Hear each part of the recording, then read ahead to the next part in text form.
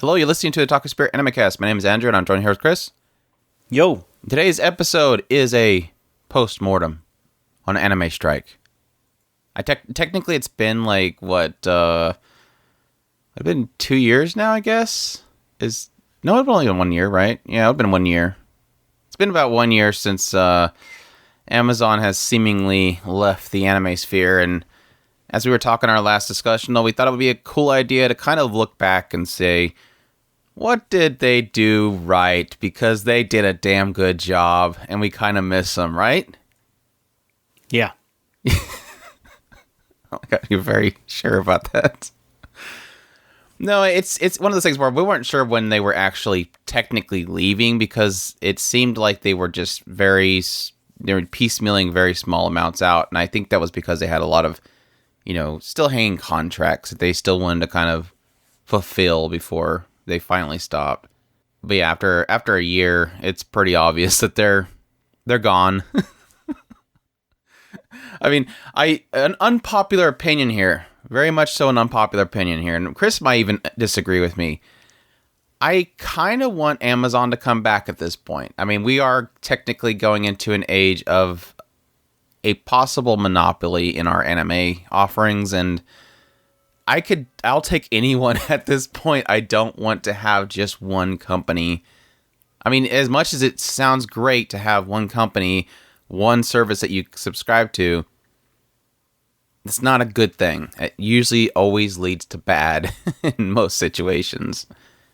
Agree or disagree? Is that an unpopular opinion? I'm mixed on that.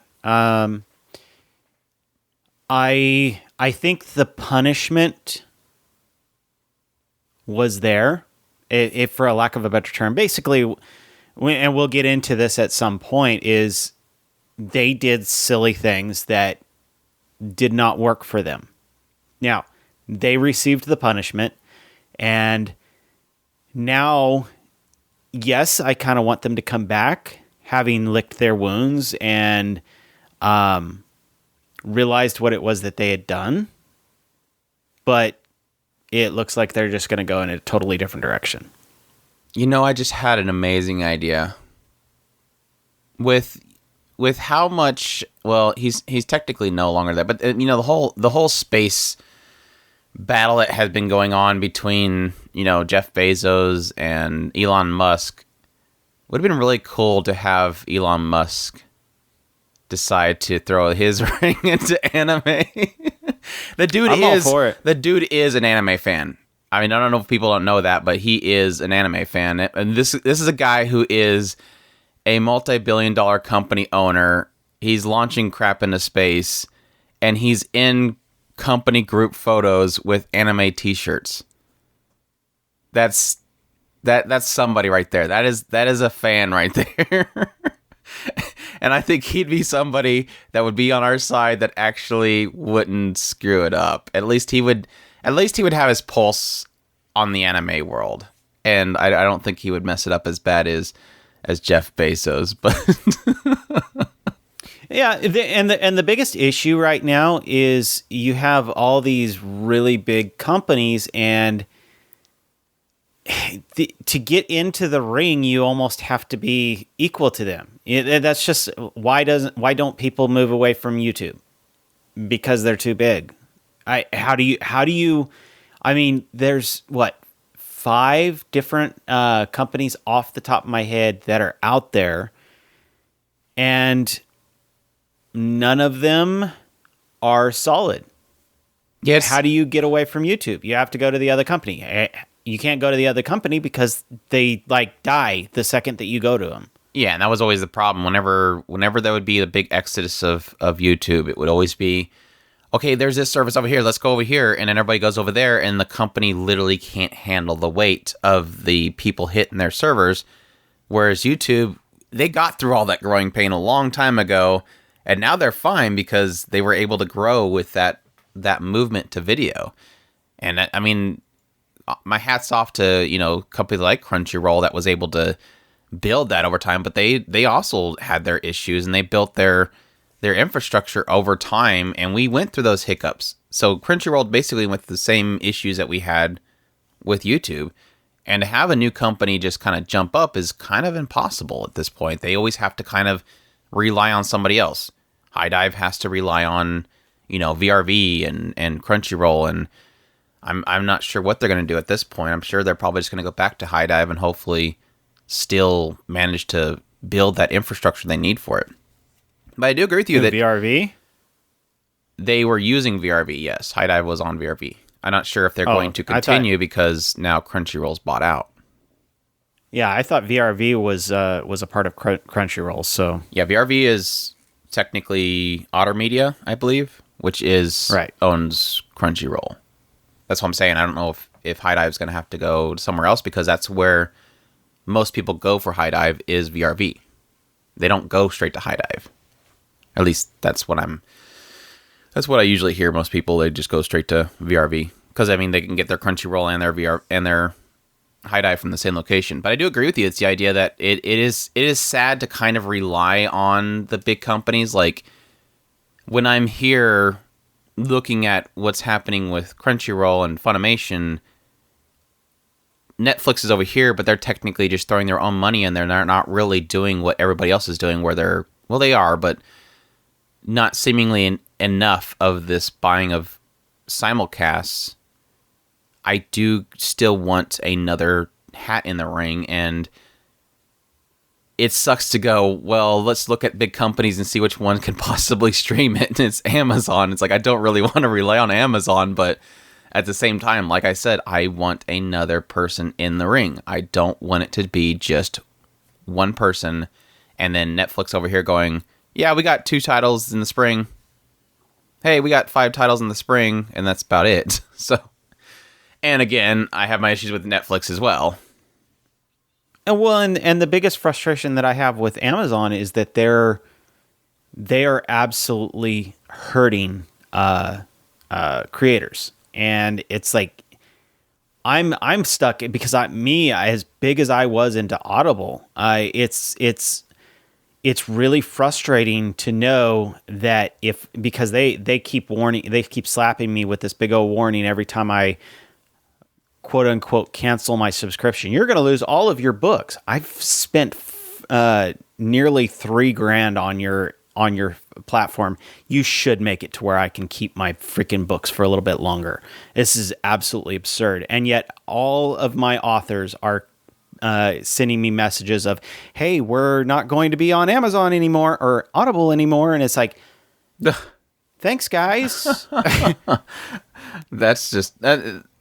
yeah. That's the whole problem with the whole subscription-based token system is it's like you don't really own anything. Even though it's processing you to buy stuff.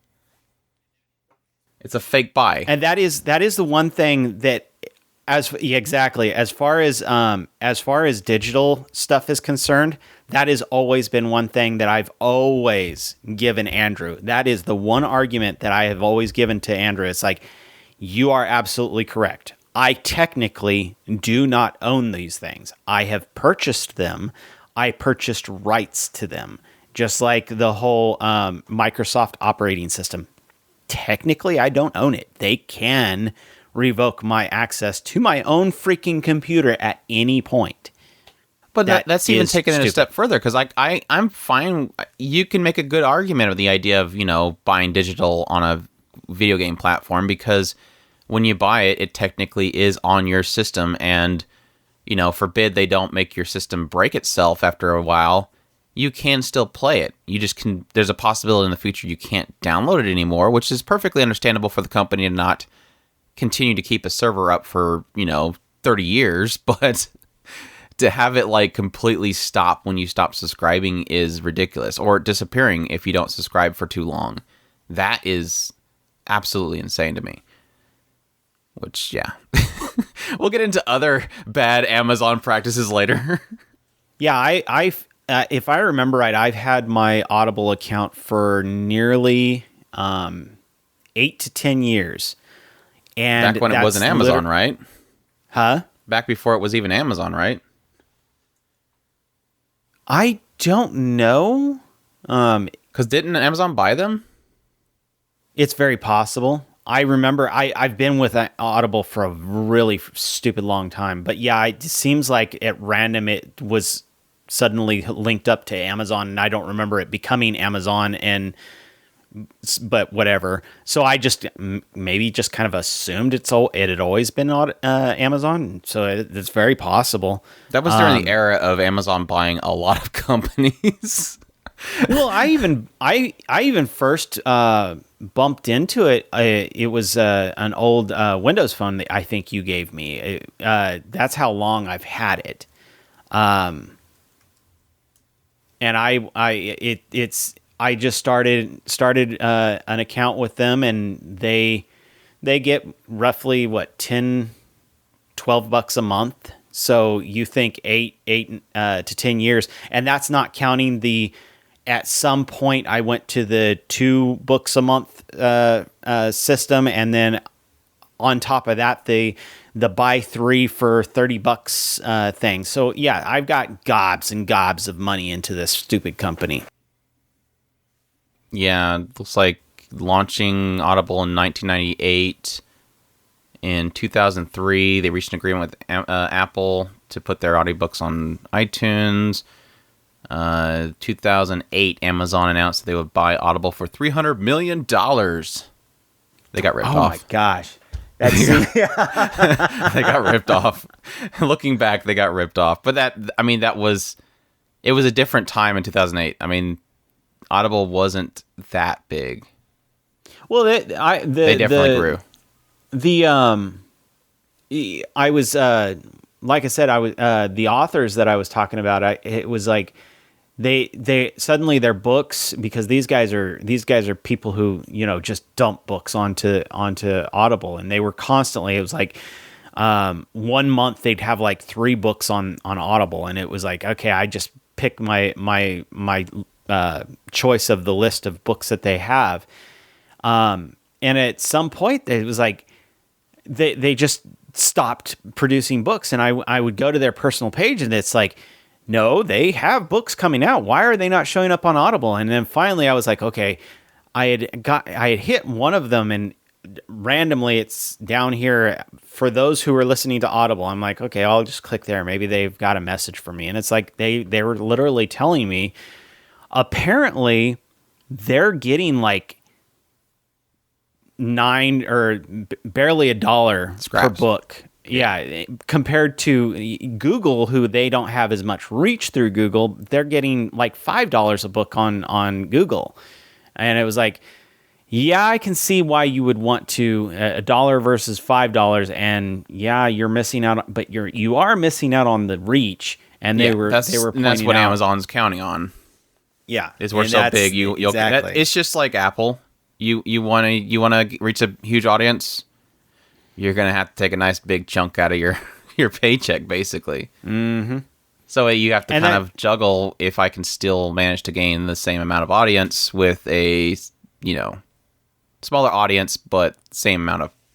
Well, making. And that's what we were discussing, is the idea of is it worth fighting against the issues that are surrounding the video version of our podcast currently. Yeah. For those of you who are watching us, you know exactly what we're talking about, and there is issues involved with that. Then going into some of the other platforms, you might as well. I mean, but at the same time, just like I was talking about with the authors that I was talking about, I went ahead and canceled my Audible again, and then I'm debating on if I want to support these authors directly. I've got 2 particular authors that I do really like. Both of them are doing the exact same thing. Both of them have, and it's obvious that they are communicating or are behind somebody who is doing this for them. Their particular websites point you to their Patreon. Each one of them has a tier on their Patreon for $40. So I let go of, for these 2 authors, my Audible account, which I'm paying $20 a month, to go to these 2 authors. If I signed up for both of their Patreons, I'm losing my $20 account for 2 authors at $40 each. So I'm going to be paying $80 to get their particular books. And they're the books that I'm listening to right now and I'm enjoying. But yes, that's 4 times what I'm paying right now because Amazon's being a butt. Because Amazon's being a butt. Now, you haven't been able to find any way of getting, like, through Google onto Apple? Because they're on Google, right? Yeah, they mentioned Google, but I don't know. But no, it's... And that's the frustrating thing is, and that's similar to our situation that we're going to be getting into with the anime. It's like getting an alternative sometimes is a great thing. It's just sometimes it never... What the company does with it is the big question mark, and how that will affect the actual, ecosystem of our thing, which is anime. Having Amazon enter the ring was like I don't know. I mean, and some people are going, I didn't even know they had video content. But when they come into the ring and they have an offering, it's like, okay, that's cool, but what are you going to do with it? And unfortunately for us, the anime fan, what they ended up doing with it was kind of detrimental to the fandom in a way. It broke our trust for big companies like Amazon, but at the same time, I think hurt a lot of shows. And that's because it's similar to the Netflix situation where the way that they're offering us the content, it pulls it away from a lot of people, a lot of eyes. A lot of people are just either not going to be able to access it, or they're just going to go, I don't want to bother with that. Because obviously their subscription service and stuff like that wasn't to a lot of people's likings. So, yeah, I'm not quite sure how I want to go through this outline. I was kind of planning on running through a history of Amazon Prime and Amazon Strike. Yes, the anime strike thing. You guys remember Anime Strike? Going through all that stuff. But I think the big thing of the reason why I kind of wanted to do this podcast, and something that kind of built up my desire to do it even more as I was putting an outline together, is I think that, yeah, granted, I kind of want it to be a thing where if Amazon hopefully does listen to this, they can learn from it. But also, I think a lot of other companies can learn from Amazon's mistakes. And I think that some companies did take note. There's nothing that in my mind, every single anime streaming service had to have kept their eyes on Amazon. It was a huge company dipping into what they were doing. Obviously, they were keeping an eye on it. I think I almost want like this vision into, as a fly on the wall or whatever, into these boardrooms as they're like, guys, Amazon's getting into the anime market. They just released Cabinet of the Iron Fortress. This isn't good. What's happening? Of course, they probably knew back when it was first licensed. They knew Amazon was doing it. They have their people. They have communication with Japan, obviously, and these companies were obviously probably saying, Amazon put a bid in for this show. Do you want to beat it? Basically. But I just want to be a fly on the wall when they have that panic moment of, oh crap, Amazon's getting into this. We have another competitor and they have a lot of money. And then having like be the fly on the wall for like the following meeting where everybody comes in and says, well, that screwed up. Like, guess we don't have to worry about these guys. What's going on? They're screwing up pretty bad. Even when we mentioned it last week, it's such a nuanced thing because there's so many different things that kind of happened all at the same time. It was like we were getting hints that Netflix was going to be jumping into the mix as well. There was the kind of, like we're going to discuss a little bit later, the whole double paywall thing. There was so many things going on at the same time that it was like, this is absolutely a cluster. If you've ever seen one of the perfect storm of reasons why Amazon Anime Strike failed, is just, it happened, and it was actually a beautiful thing to watch. Well, that was a thing because it really did feel like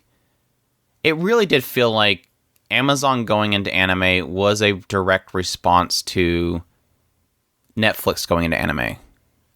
Because obviously Amazon Prime and Netflix are competitors. And it really did feel like at some point it seemed like anime, or it wasn't really technically Anime Strike when they first started. It was just they had, I think their first offering was Cabaneri the Iron Fortress. That's the first one that I can actually see. Now they've had anime on Amazon before, but it was always somebody else's license put on Amazon and you can rent it or buy it from them. It wasn't a actual subscription service, whereas Cabaneri was like, oh wow, they're going to try this whole simulcast thing. They're releasing this on a weekly basis. It was something that they were actually taking serious. And like I said, I think it was a direct response to Netflix, because I do believe that Netflix had offerings before then. So now if you can debate if it was a response to Netflix or if it was, you know, somebody that watches Crunchyroll and says, hey, let's ask Jeff Bezos if we could do this. Yeah, I'm almost convinced it was probably a pet project. And that's the thing. It feels like it was. It feels like Timmy in this one department said, "Hey man, it'd be really cool if we can have anime on our service." And they were like, "What's anime?" And they're like, "Oh, let me get you this slideshow. I have a slideshow that I can show you." All right, you get this much money. You get 1 year. Go for it. And obviously, it was somebody who did have an idea of the otaku culture, because otherwise they wouldn't have known about Noitomina. That's a very specific. Yes, that was a very specific one. That how did you, if you don't know what you're doing, why would you go after Noitomina? Because even you and me, when we were talking, why Noitomina block? That's a very specific, high production value, true. But unless you've been into anime for a little while, and I'm not even saying you have to know what you know, you have to at least have a more than surface level anime culture. You have to know that you like Noitomina to go into the Noitomina block. And that just means that Timmy from that one department that showed the slideshow knew what really good anime was, so they went for Noitomina block, obviously. Yeah. And that's the thing, because I think, and this is probably jumping ahead of things here, but I guess we should probably just start doing that, and we can start running through that kind of stuff. I did kind of write down the history of our kind of news bits that we did, so the dates might be off on the month, but I kind of took them from those particular discussionals, what we, discuss them actually happening with these particular seasons. But yeah, like I said before, definitely Cabaneri the Iron Fortress was their first. It seems like it was their first offering for anime that was simulcast, because it kind of felt like it came out of nowhere, like suddenly out of nowhere, Cabinet of the Iron Fortress coming. I'm stupid excited for it. Obviously, a lot of people are stupid excited for it because it is from the director and stuff from Attack on Titan. It wasn't the same writer. It was just them doing their own thing because they'd been doing Attack on Titan before, and it felt very Attack on Titan, but it was Wit Studio doing their own basic version of that. And so a lot of people, obviously, from the hype that is Attack on Titan, were excited for Cabinet of the Iron Fortress. So obviously when it was coming up, and this was, looks like it was spring 2016, people obviously were really stupid excited for it. And what happened when it finally came out? Everybody's looking around like, wait, where is it at? Where is it at? Where's Cabaneri? It was on Amazon. It was on Amazon Prime. And at that time, I don't think people were really mad, because obviously there's a lot of people that don't have Amazon Prime. And I think that was like the first, obvious hiccup that Amazon was already having, was that, okay, they're starting out. And obviously, and I don't blame them at this point, because you can't expect a company that offers other things to just jump right in and say, let's buy, 15 titles. I just don't see it. I don't see them trying to compete on a level of, We have equal offerings for this season as any other company. Come watch our shows. Their whole thing was, we have Cabinet of the Iron Fortress. Well, I would argue, and many people would argue, that I don't think they said a single damn thing. I think Cabinet of the Iron Fortress was really just kind of a luck of the draw, because that's a Noitomina block as well. They just literally got, and it was a Japan thing as well, because people also have to remember that a lot of this was I think a lot of this was also influenced by Amazon Japan. I think Amazon Japan was going, hey, we need to have anime titles on our service. You want Prime over here? We got to put anime on here. And yet, like I said before, they were already getting a lot of other titles, but they were all old titles. They weren't new titles. They weren't currently airing titles. And so I do think a lot of this, so people don't get us wrong, I think a lot of this was influenced by Amazon Japan.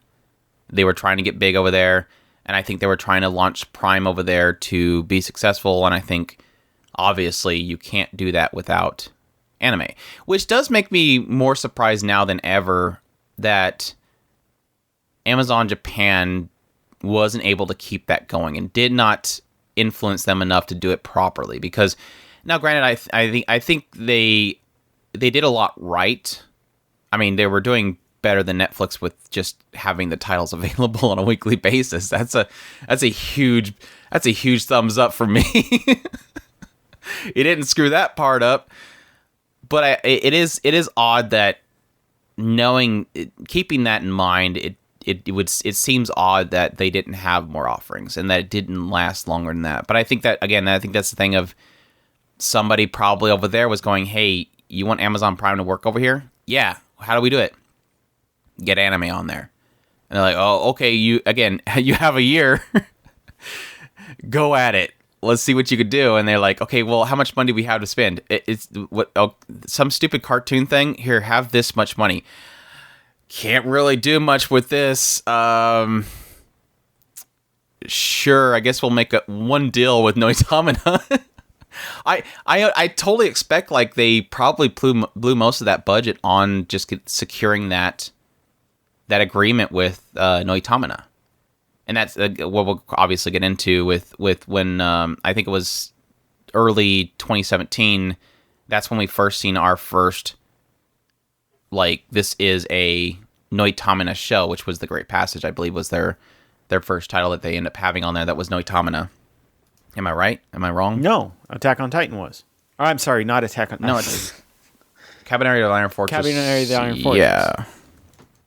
Yeah, and that's I right. think the other one was on there too. There was two of them before Great Passage. Battery was the other one. Yeah, Battery. So yeah, that makes sense then. So that would see their launch in 2016. That would see their launch of Cabinet of the Iron Fortress. They followed that up with Battery, and then it wasn't until 2017 that was when they launched Anime Strike. So that's where I'm getting mixed up. So they already had these Noitamina shows starting out in 2016, and then at some point, January 2017, they're like, "Hey guys, we're launching Anime Strike." And this is when Amazon decided to, I think, honestly get into the anime market. Because this is the point in which they essentially said, okay, people, come to our service. Essentially said, hey, we're trying out this thing. Can you guys help us out? And they launched the Anime Strike service, and that's where they said, okay, we have essentially 7 shows. They launched with 6 shows. So they had The Great Passage, Vivid Strike, Chi Sweet Home, Chin-chan, Scum's Wish, and Onihei. And again, that's a huge effort. I mean, we see more there than we typically see with other outside Crunchyroll Funimation services like, High Dive Pull Off. So they were putting some money into this. This is no joke, some money right here. And all of those were pretty solid shows, if I remember right. Yeah. I don't remember what Chin-chan was, but the other ones definitely were up there. Vivid Strike technically was a spin-off of a very popular series. But this is where things start getting really shaky. Well, technically they were already shaky back with, Cabaneri and stuff, mainly because we did see some delays of episodes. There was some weeks where they were a day late. I think they had one time where they were a week late, or am I misremembering? I don't know. But they weren't that bad. They technically weren't that bad. I honestly was like, this is not going to be I think we mostly managed to watch every week on the same day. So they were doing good. I seem to remember there was one day where the subtitles were gone for like a day. And we had a delay watching it. It seems like it now that I think, because now that you mentioned that particular thing, yes, it seems like there was a couple of issues at the beginning that we kind of just went, it's them getting used to the whole system, and we're fine with that. Yeah. It wasn't a super consistent I don't think we had week thing. delays. Yeah. Yeah, I don't think we had a week delay. Maybe it was one other show that I'm thinking of that was they did later. But they were doing good. They were doing weekly releases, like I said, which is I wasn't expecting that, and I was really happy that they did that. But I think the big problem the first big hiccup that Amazon ever had, and of course they already had the hiccup in the idea that they were technically only offering like one show, and they were expecting people to pay for a Prime account to come watch it. That was obviously an issue. Thankfully, a lot of people did have Prime accounts already. Let's be honest. A lot of people probably just said, "Hey, Mom, can I use your Prime account? You buy a lot of crap from Amazon. Let me use your Prime account so I can watch this show."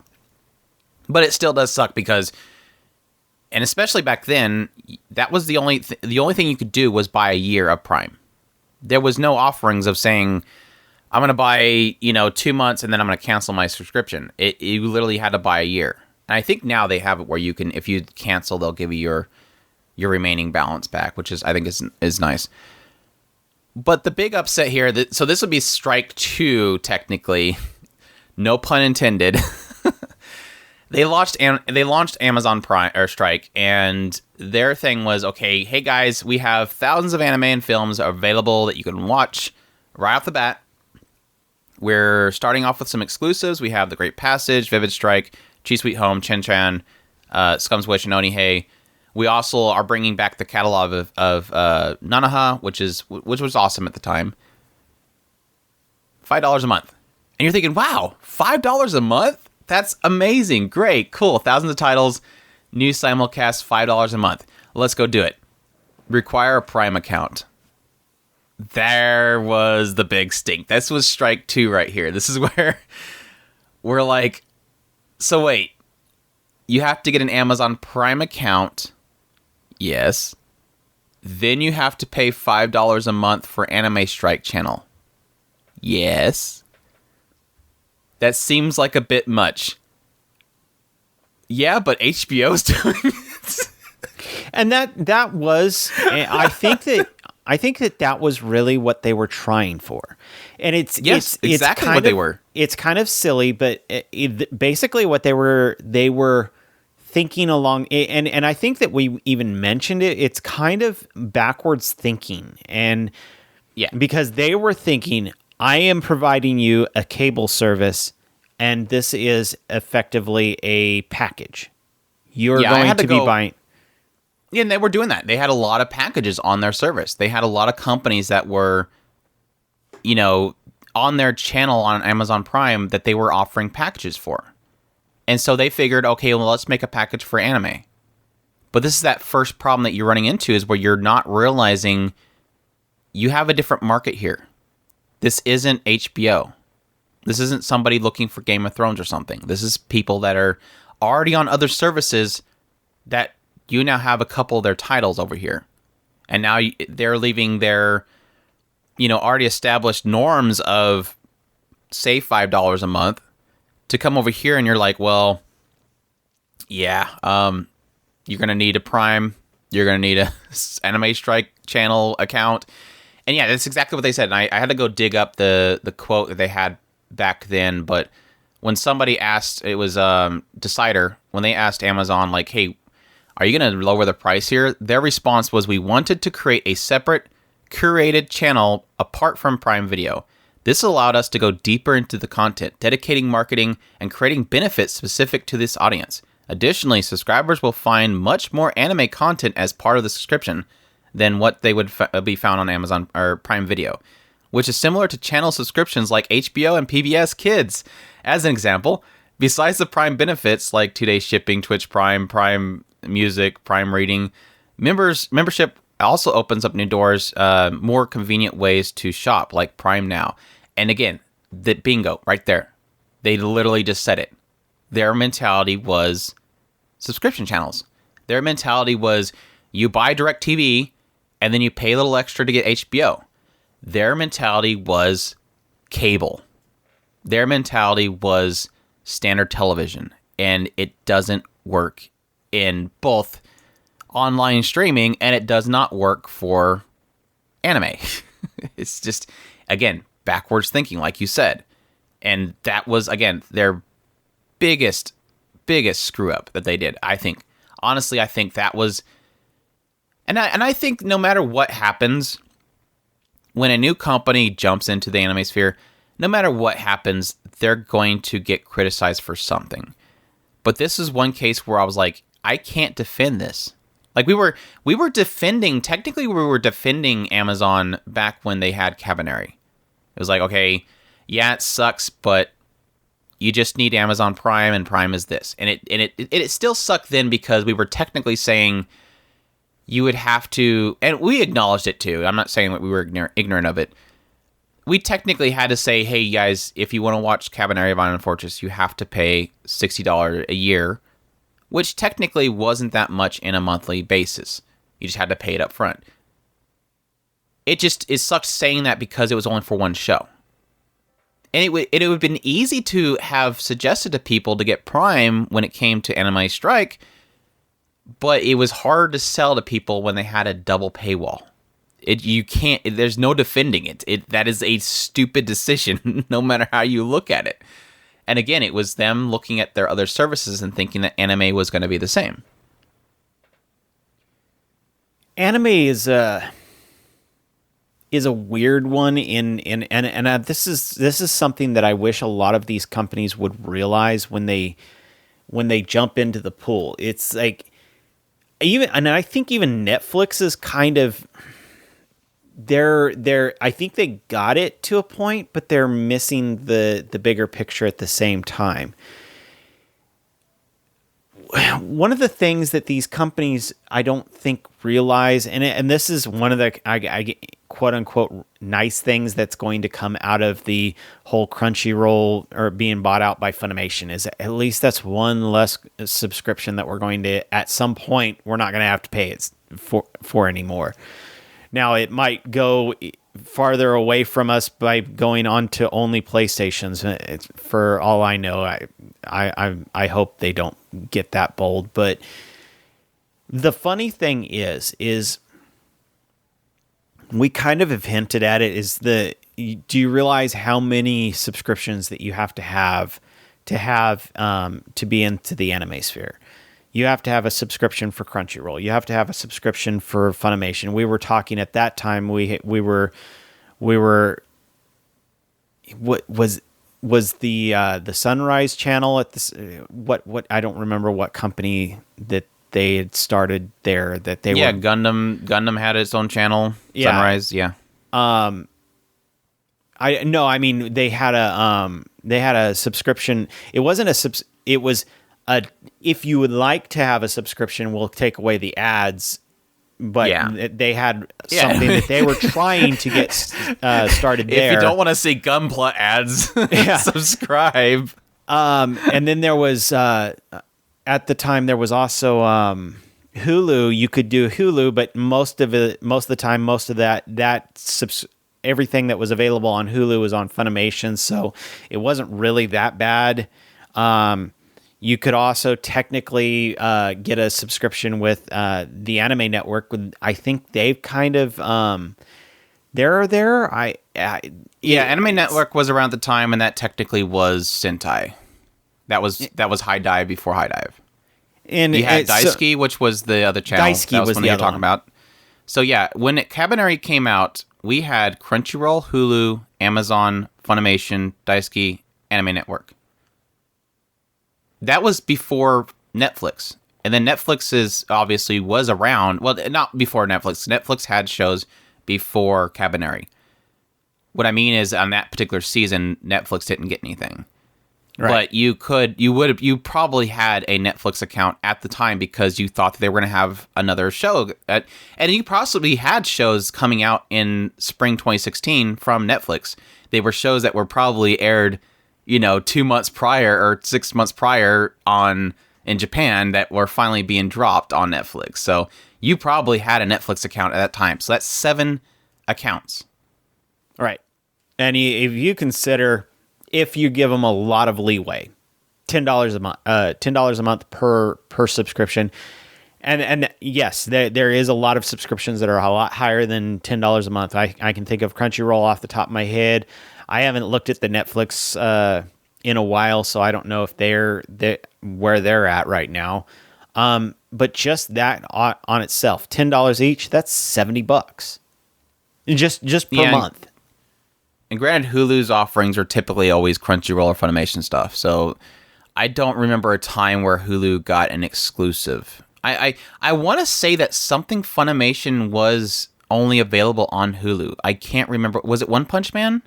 Something was exclusive there. It's been a while. I think it was only one time they did that though. They were doing exclusives at one point. I don't remember who was working with them, but they have since just given up and are just working through Funimation right now. Which are the worst because you can get a subscription with Hulu and still have ads. That just boggles my mind. No, they did at some point get rid of that. They didn't get rid of it. They just made you pay more. The Super Premium Plus. You buy the Super Premium Plus. More. It was like $16. Yeah, if you got Premium, then you had access to devices. And then Super Premium Plus, and then you could finally get rid of the ads. Yeah, and what sucks is it's not even an option because the ads are ridiculously long if you don't pay that extra. They're ridiculous. Like, I had one time where something was not playing on Funimation. So I'm like, okay, it's on Hulu. I'll watch it on Hulu. I'll get a subscription. I buy the subscription, and I'm sitting through these long ads, and I'm like, I'm literally not going to do this. I'm already paying you. I'm literally not going to sit through these ads. This is ridiculous. We're getting so sidetracked. But yeah, like I said, it's a sad thing because I think they launched on a good foot. It's just, I don't know what was going through their head when they said that they wanted to do the channel system because it literally... And again, I understand this mentality of, okay, we have to make this make... And that's probably what their mentality was. We have to make this make money. If we're gonna get all these companies to be on board with us putting their stuff on there, on Prime, it's gonna have to have some extra money coming in. And it's so backwards thinking, I think, for the company itself, because Amazon is used to losing money to make money. That's literally their model. They lose money to make money. I know some people might understand what that means, but take, for instance, their Prime. The idea of launching Amazon with the Prime shipping thing, they lost money. They lost money to the point that they got so popular that they made money. The reason why they were like, if you had a problem with your buy, they'll just throw you the money back, or they'll say, here, we'll pay to ship it back. Just throw this label on it. They lost money doing that. It was them eventually getting to the point where they were so big and so much stuff was flowing that they started making money. That's where the money was. They had to lose money to make money. And so it's so weird that now with something like this, why didn't they decide? And maybe the answer to my question really is Cabinet Iron Fortress. Maybe it is Noitamina, because, like I said, you only needed a Prime account back then to watch those shows. It wasn't until 2017 that they said pay extra. It seems like, why wouldn't you let your company lose money, get all these titles on here, pull the anime fandom into your market, into your platform, and then throw that extra cost on there? It's actually kind of funny that you mentioned that, because one of the beefs that the authors I was talking about one of the beefs that they were talking about was the free exchange thing, where if you don't like an Audible book, you could return it and get a new Audible book. And they were saying that it's really hard to quantify how much money they're technically losing because of that free exchange. They might as well put the book in a library. Yeah, it's the same thing. You're not gonna. You're basically just putting your book inside of a library, and people are checking it out for no cost. And that's the thing. It is similar to like eBay, where Amazon is very unseller friendly now, and it for a good reason. They make bucos money. They keep the people there. Their customers are happy. Their mentality is customer first at that point. So it doesn't serve the seller well at all. So yeah. So I think that's it for that. So yeah, obviously people were upset. They again launched and it was so funny because at the time they launched Anime Strike, it was like begging to have the memes made of it. You create a service that obviously is going to upset people.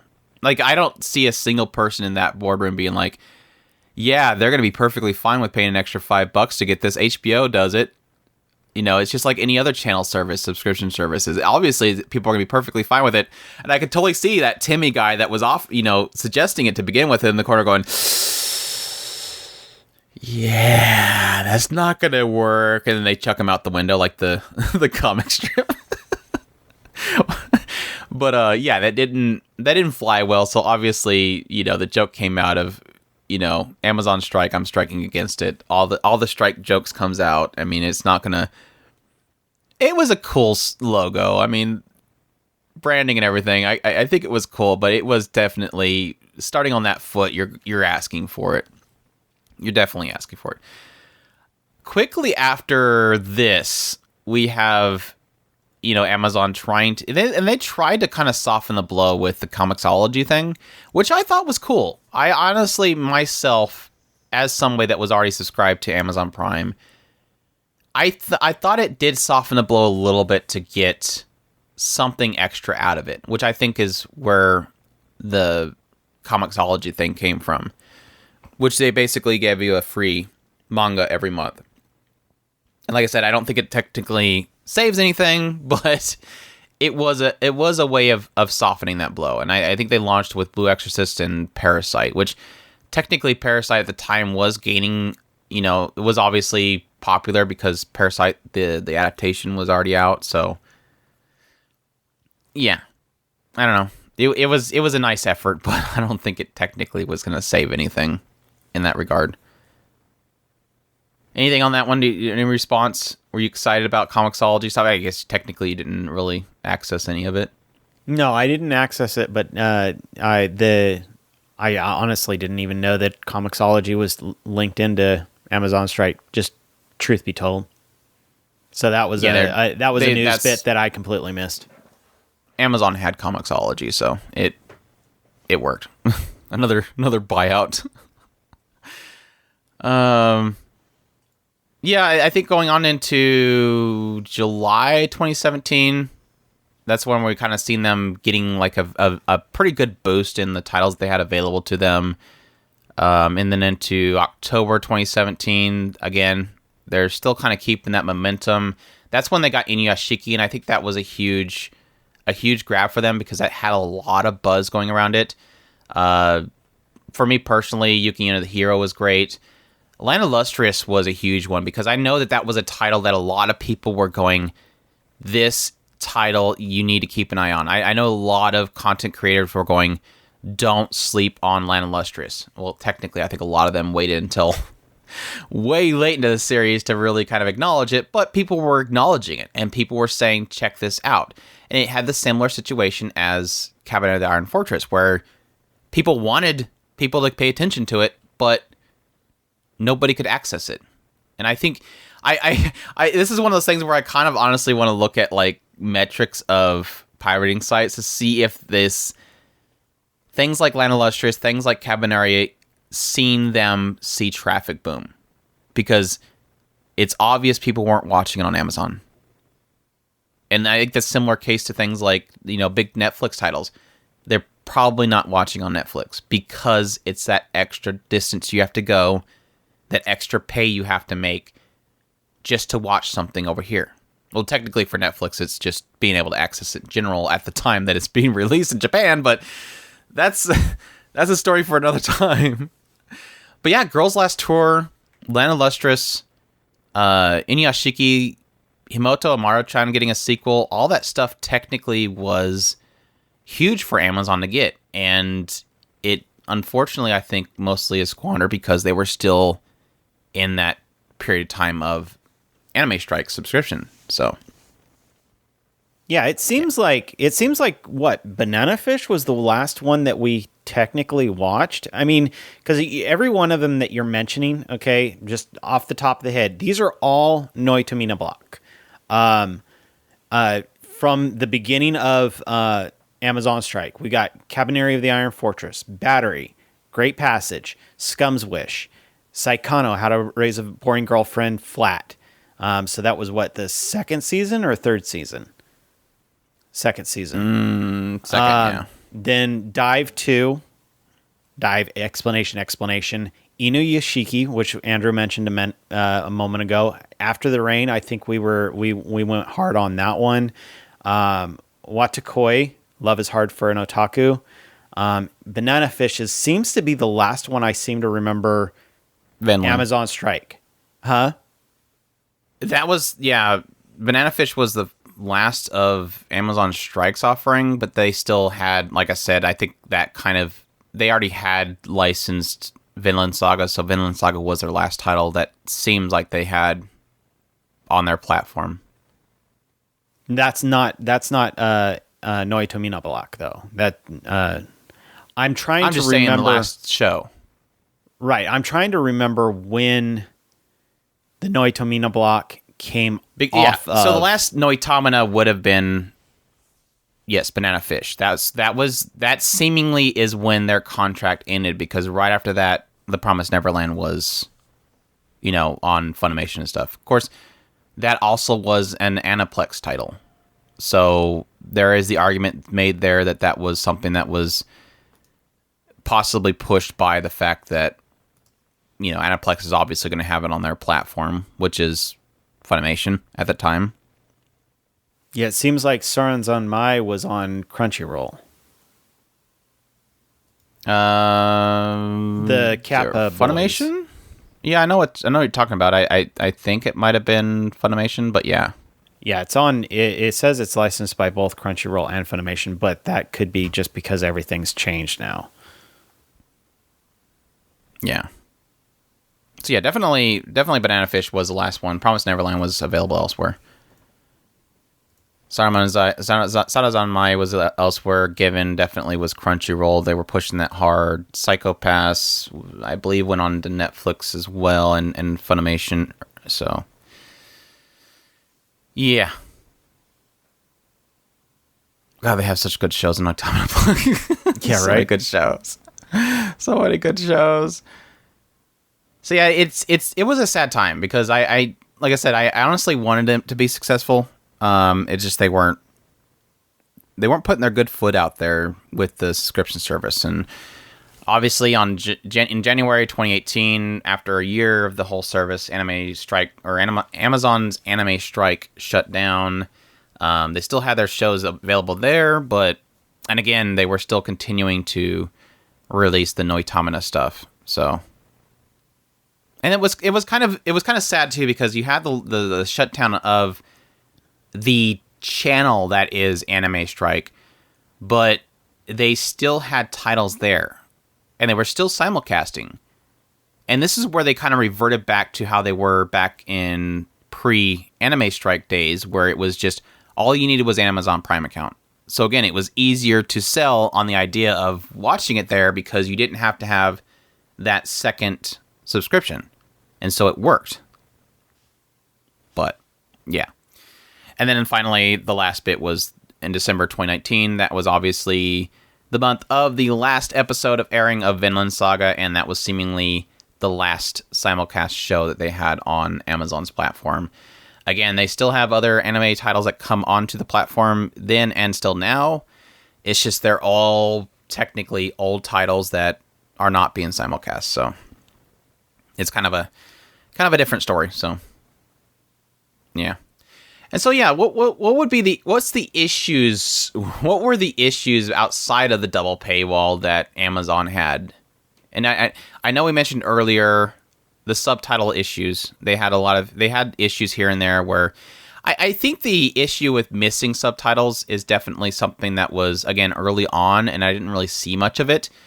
But I do know that I want to say at least one episode of every season, I would have one episode where a show would have delayed subtitles, which honestly is really bad, especially for somebody like me. I think for a lot of people it doesn't bother them because they don't really know what's technically being said to begin with, but I think as somebody that does know what's being said, it is extremely jarring because when I'm watching anime and I'm watching subtitles, obviously, I'm often I'm connecting what is being said in Japanese to the subtitles.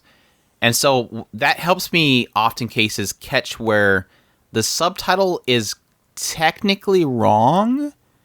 Or I guess there's a lot of cases where they make a subtitle something either more strong than, typically it's them making it more strong than what is actually being said.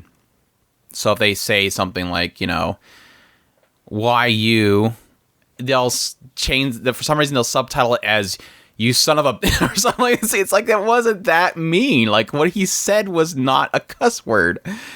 So it is that stupid, that I think we've discussed Time that or before. whatever. Time, yeah. Yeah. It's one of those that's really annoying. B word or something. It's like, they're not saying that. They literally say the B word now. It is they find it funny to say that word now. They do that. They will say it in reference to, and even that one's kind of a slangish. It's more. In often cases, they're using it as a slut. As a slut, yeah. Yeah, it's not the same meaning. I don't know if that's really, because they do that in a lot of cases with gairus. And yes and no, I guess you could call them that, but even that one. It's an assumption they're loose, basically. Yeah, yeah, they like to sleep around or whatever. But yeah, the delayed subtitles drive me nuts. I cannot stand it, and that's mainly why. And granted, it's also a case where you're hearing somebody say something, and then now you're seeing subtitles, and subtitles on the screen when there's nobody talking. It does feel weird. Yeah. It feels off. It feels like the audio is... Have you ever watched a show where the audio is off by like a fraction of a second? It drives me crazy. That's why whenever I edit my audio to my video on my YouTube videos, I literally will sit there for hours. I will have it completely zoomed in, and I will try to perfectly line it up. Yes, that is. I completely agree with, especially with Funimation and how bad their app is on the Roku. I get that all the time, and it's absolutely the most annoying thing because it, like I said before, it's literally once per time playing it. I have to reset the entire thing. Start that episode over again, just because I will not sit there and listen to, for instance, in Log Horizon, Nyanta and Sarada talking to each other, and Sarada has Nyanta's words. Not going to happen. It's annoying as all get out. It is absolutely frustrating. Obviously, the second that'd be the third. That'd be the second. So yeah, the first issue had been the second paywall. The second issue obviously was the subtitle issues they had. I think that there was a small issue with them being delayed in releases, but like I said, I think they were doing really well, and surprisingly well, especially with, like we said, with one of their first offerings was Cabaneri, and we didn't have too much of an issue with getting them on time, and that's a good thing. I think they started on a good foot with that. The third obviously was the slim pickings. and I think that's an issue with other services like, again, I know that they're having to fight against some big dogs, so it's understandable, but things like, Sentai Filmworks and High Dive and Anime Network, having such a small offering, it's very difficult to have, you wanting to go in there and pay for their service. Now, again, they always try to back it with saying, but we have 1,000 titles over here that you can watch, and that's similar to what technically, Sentai Filmworks is doing, and they're saying, okay, we have our entire back catalog of Sentai Filmworks, which are phenomenal titles they have in their backlog.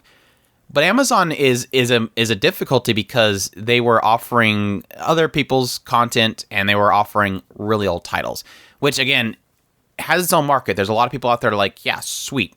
I have, they had, like I said, the entire backlog of Nanoha. Having that back catalog, and I think they also did Macross. I might be wrong. I probably am wrong.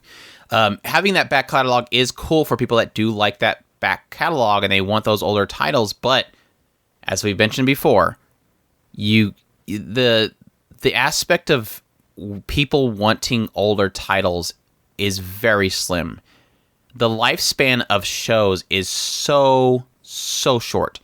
The Great Passage is a huge example of this. They took forever to get the Great Passage up. I remember when they first launched Anime Strike, their statement was, we have the Great Passage, we have Vivid Strike, we have Chi Sweet Home, but we don't know when they're going to be available. And UK was streaming them. UK Amazon was streaming them. They just didn't know when they were going to do it in US. And you give that break there, people are either going to pirate it or they give up. And that's the worst, because by the time you release it, and they did this with the Great Passage, I wanted to watch it. I wanted to watch it so bad. By the time they released it, guess what? We were moving on to the next thing. And that's what happens. And that's one of those sad truths. And it's something that we deal with personally. We've had people in the past go, hey, cover old shows. Hey, review old shows. What's the problem? Time and engagement.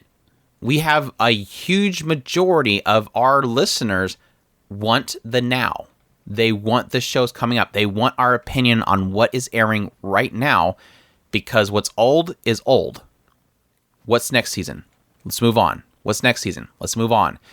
And so if you have any, and this is the issue that Netflix faces on a regular basis, having a show come out the following end of the next season, people have moved on. They don't care about your show. And we're talking like popular shows. Think of Little Witch Academia. What more popular show can you get than Little Witch Academia? And guess what happens with the TV series? They delay it. And guess what? How many people talked about that show? Very few. People were moving on. They either had already pirated it back then, and then the people that were finally seeing, oh crap, it's now available, they're like, but I have this new stuff, and technically that's old, and people have already done talked about it. I've already seen the spoilers. It's the spoilers. It's the worst part of it. Like, and imagine if there was something hugely spoiler in The Great Passage. I'm sure people would have spoiled the heck out of it because they were already watching it. And it is a huge issue to have. But thankfully, like I said, Amazon, besides especially early on, they got over that. And I'm really curious what exactly was the cause for them to doing that early on, because I think it did hurt them. And I think it hurt, and it sucks because it's not that it just hurts the company. It's not that it hurts the people's trust in a company. We already hurt plenty of times with Netflix and their delays. It sucks that it hurts the show. That's the worst part. And that's what we had with, again, everything Netflix, especially things like Little Witch Academia. Having that delay hurts the show. And I want the show to be successful. I want Little Witch Academia to be successful. I want The Great Passage to be successful. Well, but we didn't have it. The stupid thing is Amazon, they didn't take it serious enough. Really, in all seriousness. Netflix, they are, strangely enough, they're taking it serious, if you want to call it serious, but they're just doubling and tripling down on the issue. And that's it's like we don't even kind of whine about it anymore, because they're obviously not going to listen. They're going to do what they're going to do, and they're going to do it their way. And if they do take it serious, I foresee a real big change to the way that content is provided to us in general. That's the frustrating thing. Funimation, if Netflix decides to go whole hog on anime, you might as well almost guaranteed you'd be hard pressed to prove that Sony would go against Netflix for anime. It's just because out of the two, at this point, yes, they would. At this point, they are. They have way too much money invested. Because they have too much money invested. You're right. They can't lose. They cannot lose at this point. It would be a huge upset. What is Sony bigger than Netflix? Oh yeah. Netflix is not really. I think Netflix has been losing money for a while now. Well, yeah, I think they've been struggling for a long time. And they started struggling the moment that Disney left them. They started struggling. So if you go way back there when that happened, they've been struggling ever since then. Technically, Sony is losing money as well. So don't automatically assume. But they have hardware, and they are making boatloads of money from that. Sony is being kept afloat by their hardware easily. That's their moneymaker, and that's why they can throw money at things like, the acquisitions and stuff. But I'm going to disagree with you. I'm not really disagree with you. I'm gonna say that you should correct yourself a little bit. I think that Amazon was taking it serious. I think probably what you mean is they weren't taking it serious enough. Like they could have taken it more serious, because I think that they did. I think they did a lot, but it is one of those things where, as a fan of the genre itself, you would have wanted more. Like, honestly, I would have liked them. I think this is one of the biggest issues, and I'm glad I remembered this. One of the biggest issues that they had, the Amazon strike had in general, and anime strike had in general, was you didn't know where to find crap. Like, we had to go find it for people. Like, that was one of the big bonuses to our simulcast schedule thing that we did on a regular basis. We made a page on our website where you can figure out where all the shows are, because we had, like we mentioned earlier, 7 different services offering anime, so people needed to figure out which ones they were going to subscribe to that year, that month, or that season. And what was the biggest reason that was a benefit to people? To know when Amazon had stuff and how to find it, where the link was. We had to literally link it to people. Hey, here is Cabaneri the Iron Fortress. You can find it by clicking this link. You couldn't find it by just going to the site, going to Amazon Prime, or going to Anime Strike and just seeing it pop up on your screen. It was so difficult to find things. And whenever you went to, like, the Amazon app, you had nothing but just, like, Western shows and shows from across the world all over your screen, but finding anime in there, okay, let me go look in the anime genre. A bunch of old, 15-year-old shows. You couldn't find Cabaneri. I just want to watch Cabaneri the Iron Fortress, or I just want to see what you guys are offering this season. If you go to any other service, go to Funimation, go to Crunchyroll, go to Netflix is also kind of in the same boat as Amazon, let's be honest. You couldn't find a section that said simulcast, current simulcast, recently posted. It was so difficult to find. And like I said, the way that we found it is I had to go in, look for what was at what locations, find the ones that weren't listed yet, and then search them on Amazon. I had to go through all the shows that I could not find elsewhere and search them manually one by one, get the link, and save it. And that is absolutely terrible. So how could you expect The Great Passage to have been successful when people didn't even know Amazon had it? That's the question. Now, granted, they did make a Twitter account and stuff, and they were technically posting about things, But even then, there was a lot of silence there, and it didn't work in the end. And that was, like I said, one of the huge issues was discoverability. And even and that's the thing, I even give Netflix credit for the idea that even though they don't have a section that says simulcast or, this season or something like that to indicate, hey, you're an anime fan, this is what's currently airing, jump on it right now. At least Amazon will throw it up the front page. Here is, Pacific Rim. It's up now. Pacific Rim the Black is now up. Come check it out. I don't necessarily see them doing that for, hey guys, hey normies, Psyche K's up. So even they still have that issue. But the discoverability, I think, was a huge issue with Amazon. And that's where I think, like I said, to your point, I think that they were obviously taking it serious. I think the people that were working in their department for that were taking it serious.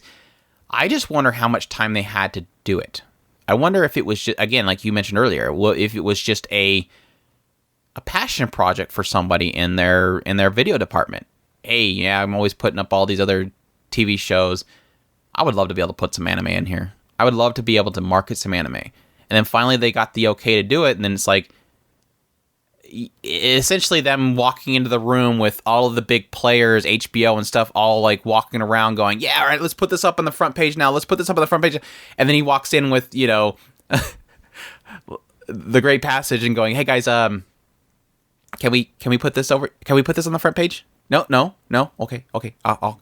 And everybody's looking at them like, get that weeb crap out of here. We don't need no anime stuff in here. We got this big show that's going to be hugely successful. It is, you have the playing field that was Amazon Prime was a playing field filled with Hollywood. And to expect anime to play in that field and get a seat at the table is impossible. And that's where I said, I think the better way to put it is they didn't try hard enough. Is I almost feel like they should have just said, not here's a channel within our platform. Here's a separate channel altogether. Let's make a new app. Let's make a completely, and I think they could have done this easily with the back catalog, and especially with what they were hitting with out of the gate in 2017 January, when they had that, the 6 titles. They could have easily launched a platform, said, here is Anime Strike. Here's an Anime Strike app. Download it. Watch your shows here. Don't worry about a Prime membership. It's $5 a month. Download this app. You have The Great Passage, Vivid Strike, Chi Sweet Home, Chin-chan. You have Scum's Wish. You have Onihei. You have the back catalog of Nanoha. You have 1,000 anime titles from the past on there as well, and films. Do you think that would have been unsuccessful? Do you think people would have not taken note? Do you think people wouldn't download that immediately? I would have. I would have totally been on board with it. That would have been a huge success. That would have totally put them in the market. That would have made them a competitor easily, sitting right next to all the other ones. Because again, back then, in 2017, yeah, we technically were starting to build up to that, gobs of anime per season. But that was back then, that was a huge chunk of what was being offered that year.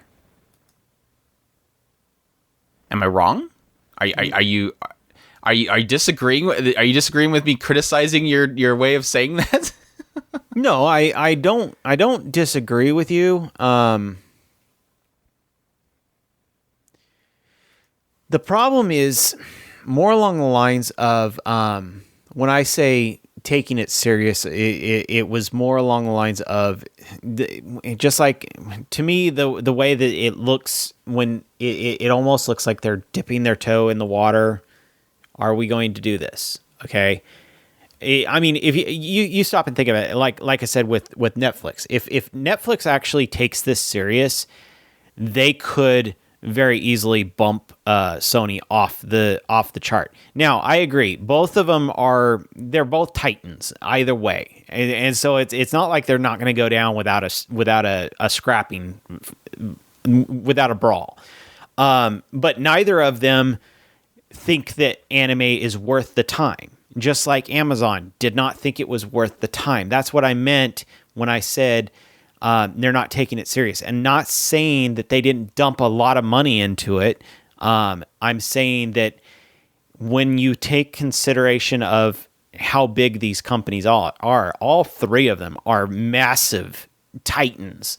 I mean, just Sony technically looks like the bigger of the two, but they just technically, like you were saying, they have more assets. Netflix is more intellectual property. Amazon is a networking company. If you want to get real technical, all they do is they say, you send us stuff, we'll send it out for you. That's what they do.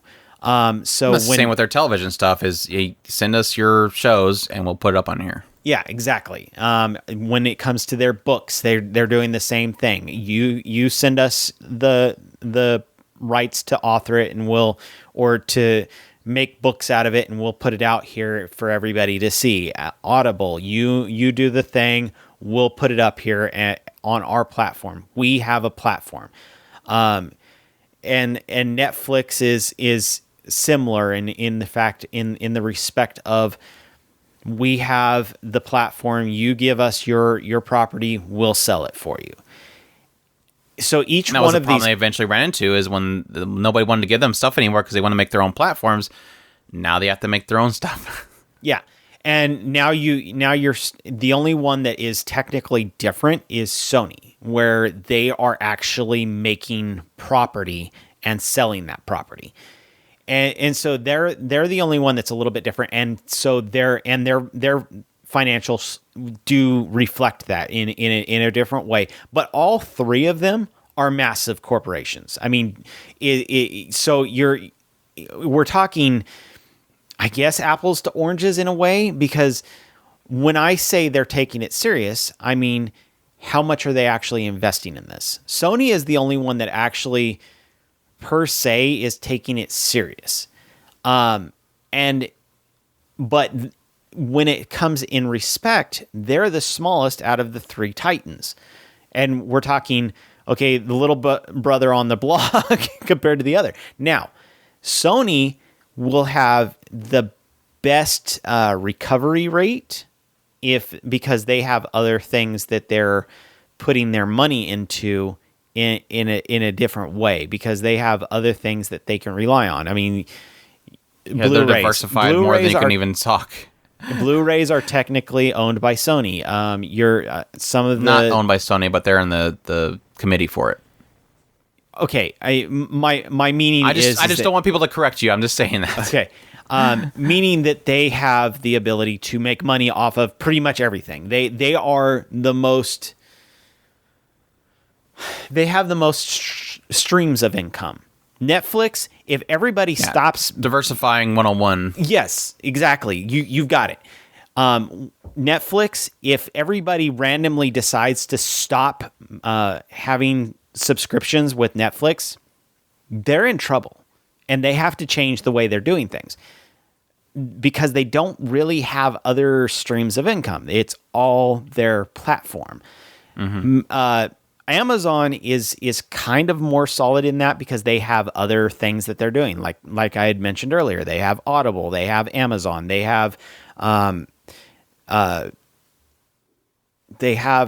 were at first they were doing books. Now they're going into they've been going into Whole Foods for a while. They're constantly doing, like Andrew said, diversifying. They're doing other things. So when I say take serious something, that's what I'm talking about, is each one of these companies and whether or not how much of when they're testing the water, is it too hot or too cold for me? Can I actually make money off of this? And if they don't see a return, they're not going to take it serious. And that's what Amazon did. They dipped their toe into it. They didn't see a return, and they were like, nah, it's not worth it. That's what I was saying. The frustration is the idea that they lose money on everything to make it successful, but they didn't do it with Amazon or anime. Yeah. And if they had, could you imagine? That's what I mean by if they had taken it serious. What would have happened? and this is what Netflix, they're dipping their water and they're doing it at a slow pace. And that's what I'm saying. The frustration is they're slowly elbowing everybody and saying, okay, I'm at the table, get out of my way. And the problem is we really don't like the way they're doing it, but there's nothing we can do because they're too big. And if they get serious, forget it. Yes, I do think Sony would scrap with them because they have, like Andrew said, they have too much to lose. They've effectively dumped a good few 10% of their company went into buying a whole nother company. That was a massive investment. And so if they lose at this point, that's a huge loss. So they're not going to go down without fighting. And that's why I think Netflix is technically taking it, equally as serious, I think, than as Crunchyroll. I think they're just taking it from a different angle. You have Netflix is dumping lots of money into exclusives. And that's how they're taking the angle. Netflix isn't going, well, they are technically here and there doing it. Netflix, for a majority of their stuff, isn't going after, simulcast. They're going after, let's pay into making a show. They're basically, jumping into production committees. They are being producers in a sense. So they're just not going out there and going, okay, there's 30 titles coming out this next season. Let's get them all. They could do that. Yeah. They haven't been doing that. They have been going the route of let's pay for an exclusive. Let's pay for this company to make a show and we'll have it on our platform. They're taking it from a completely different angle than everybody else is, and I think that's what makes it seem like they are an oddity to everything else. Crunchyroll and Funimation were doing the same thing. I mean, that's the whole Crunchyroll exclusive thing. Where they were getting themselves on the freaking production committee because we were. I think we were pointing out that they were trying to mimic what Netflix was doing, or were we pointing out that? Because it seems like we had noticed it very quickly when they started doing it. And it seems like they were doing it before Netflix, but who knows? It could be the same. I want to say around the same time, so it's hard to really remember which one who shot first. But like I said, it is technically them taking it really serious. I think that Netflix is dumping a lot of money in there. And and they are technically getting a show a season, basically. Maybe 2 or 3, but I think a lot of their money is in those, those exclusives that they are getting locked down, those big titles that they are getting to where it drops worldwide on a set date, which, yes, again, we do not like. It's just a thing. And that's you have to kind of deal with it. And that's what I was saying is it's frustrating that they if they were to do what they could do. Like you were saying, yes, they could full on buy out the entire season. And what's Sony going to do? Yeah, I agree that have Aniplex titles. Yeah, they would just Aniplex titles is all.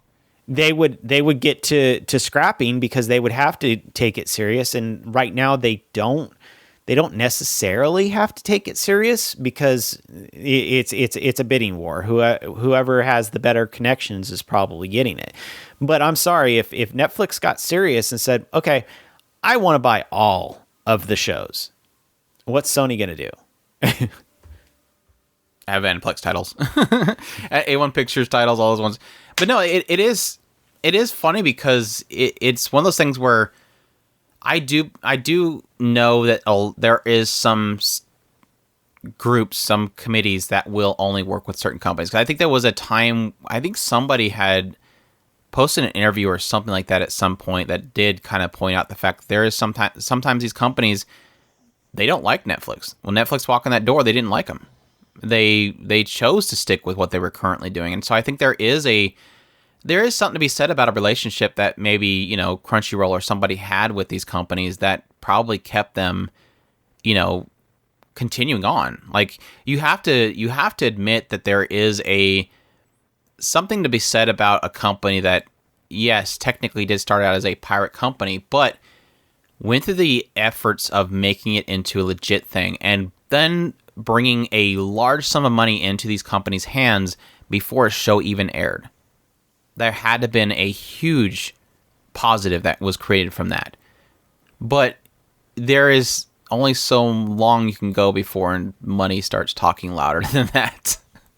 Yeah. And Netflix, you can make an argument for now how they're doing, but especially back then, and we know back when they still had Disney and stuff, they had gobs of it to throw at things. And they're still doing that. They're still throwing gobs of money at stuff. It's just how long can they do that, and will that money continue to talk is the big question mark. And it's funny because Amazon, of any of them, technically is doing the best. They have so much money, and they could have easily had thrown that in that direction, but they never really. I think they did, but I think again, I in my mind, I think it was a thing of like, okay, well, we'll put this much money towards it, and if it doesn't work, it doesn't work.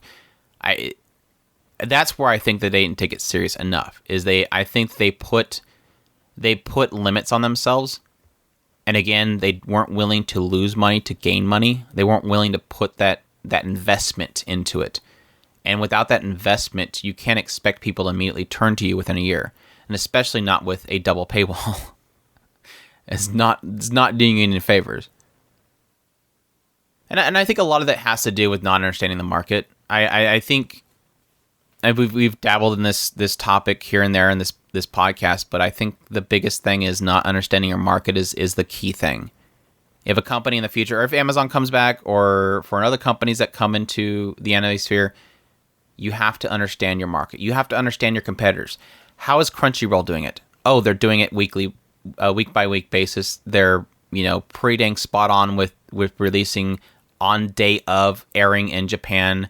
They're getting the materials before it even airs over there. They're getting it subtitled. They're getting it prepared. They're getting it on their website on day of. What is Funimation doing? They're offering dubs to people that want dubs. That's huge for a lot of people. People that can't, have difficulty with reading. People that just want to enjoy the, artistry and they can't read it fast enough. All that kind of stuff comes into play. This is what Funimation is offering. Understand what your competitor is doing. What is your key main number uno competitor? Piracy. Understanding why people go to piracy, and putting into things into play that will combat that. This is like one of the biggest issues that we have with Netflix is not understanding that. When you have something like Violet Evergarden available with subtitles in Japan, and it's a popular show, from a popular studio, not understanding that you need to have that available day one is ridiculous, because what happens? Your main competitor gets it. If you're not going to supply it, your main competitor, piracy, is going to supply it. Having the understanding of that market is important. Again, like I mentioned, or we mentioned earlier, the staying power. Understanding that what people want is the now. People want the new shows that are coming out. They want to be in the conversation. As good as it is for a lot of people that want the older titles, it is not enough for the fandom as a whole. If you want Crunchyroll numbers of subscribers, you cannot expect to get that without what Crunchyroll is offering, which is a lot of titles. Or now, technically, Funimation. I'm absolutely dumbfounded that Netflix does not get that. I don't understand that. I wish I could get a concept of, because they have so many water cooler type shows, and how they don't capitalize on that is beyond me. I don't get that at all. Because they had Stranger Things, they have the and I know that's I personally have not watched it, but I know it's a water cooler show. Oh, yeah. How is it that how is it that these companies have not figured out that concept? Water cooler. And that's so frustrating. That's so frustrating because Amazon understands that, and they did that. They got a lot of flack for it. That's so weird, because there's so much mixed messaging on the dump versus the weekly. Because what was the big stink here recently with Amazon with weekly releases? They did it with The Boys. And what does their reviews show? People absolutely livid that they were doing weekly releases of The Boys. And what kind of message does that send to a company like Amazon? I fully expect that if Amazon gets back into anime, they might switch to full dumps.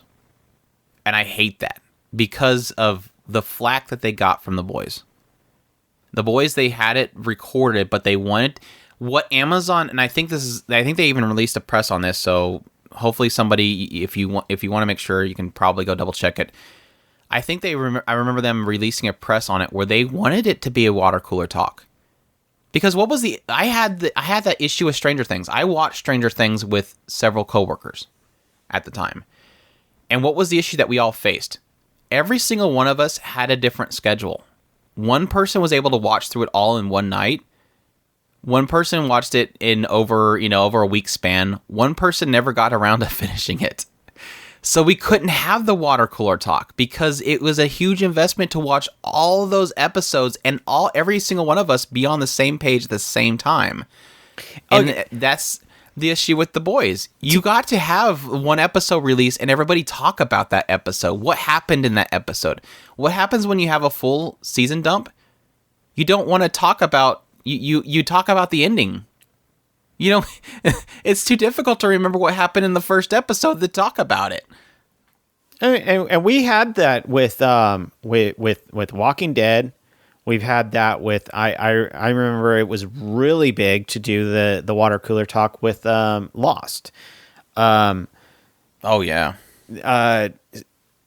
What was it? Another one that came out recently. Game of Thrones. Game of Thrones was another one. There's so many shows that if you can get a community doing the talking, guess what? Your show goes crazy. Walking Dead had an entire after show block devoted to talking about it. Yeah. And I bet they made a fortune on the actual commercials for that period of time. It kept people on that channel. We did it. It's an easy get. But the thing that frustrates me so much about this whole dump thing, whether, even though I understand I'm of two minds with Netflix. If it is something that they are putting worldwide full dump, I'm actually more okay with that. My frustration with Netflix comes in when there's shows available in Japan on a weekly basis, and we have to wait for the dump. That's what's stupid. That's what causes piracy, and that's what breaks the fandom from being able to enjoy a show, and I think what makes a show less successful in the West. People just aren't going to watch it. They're going to watch the new show that comes out that season when they finally dump it. But what frustrates me the most is the lack of the episode-by-episode conversation that can be created. Could you imagine if Wonder Egg Priority dropped in full? We wouldn't have had the fun of discussing what is going to happen next. Oh my gosh, this episode, this one right here was amazing, and we talk about what happens in that episode. Whereas if you watch the entire season in one go, again, the conversation's in the ending. If you had Game of Thrones, the entire last season dumped at once, people weren't going to talk about, what happened with this battle or what happened in this point, this person truth be told, getting taken out. They would talk about how terrible the ending was. Yeah, truth be told, it probably was best that they didn't release it in the dump. Hey, because and there would have been a lot of people that would say, "No, don't watch it. I just watched the entire season. Don't watch." Because I think that happened. They leaked this, or somebody leaked the actual ending. There was a lot of people who I'd imagine a lot of people didn't watch it. Yeah, there was a lot of people who debated on whether or not it was true. They were dissecting interviews and deciding whether or not it was actually true. If the actors were disappointed with how it ended, and that wasn't what the script itself. Well, no, I know there was leaks on the script, and people were debating on whether or not that was true. Then there was people who were dissecting actual interviews with the actors and debating on whether or not that the script was true based on the reactions of the actors. That's how extreme it had gotten. And then you finally got the reviews of the people who had actually finished it, and people were debating on I think we were debating on whether or not we should even finish it, because we were seeing how the ending was going, and it was like, I'm not really sure. Andrew, do you feel like you really want to watch the ending? And we ended up finishing it, and we were even disappointed. It was like, and then it was of course, completionist at that point. Yeah, and then there was you wanted the achievement for finishing it. And then there was the discussion about whether or not you were a good person, if you liked it or not. And it was like, oh gosh, people, you're one of those people that like the prequel movies for Star Wars, aren't you?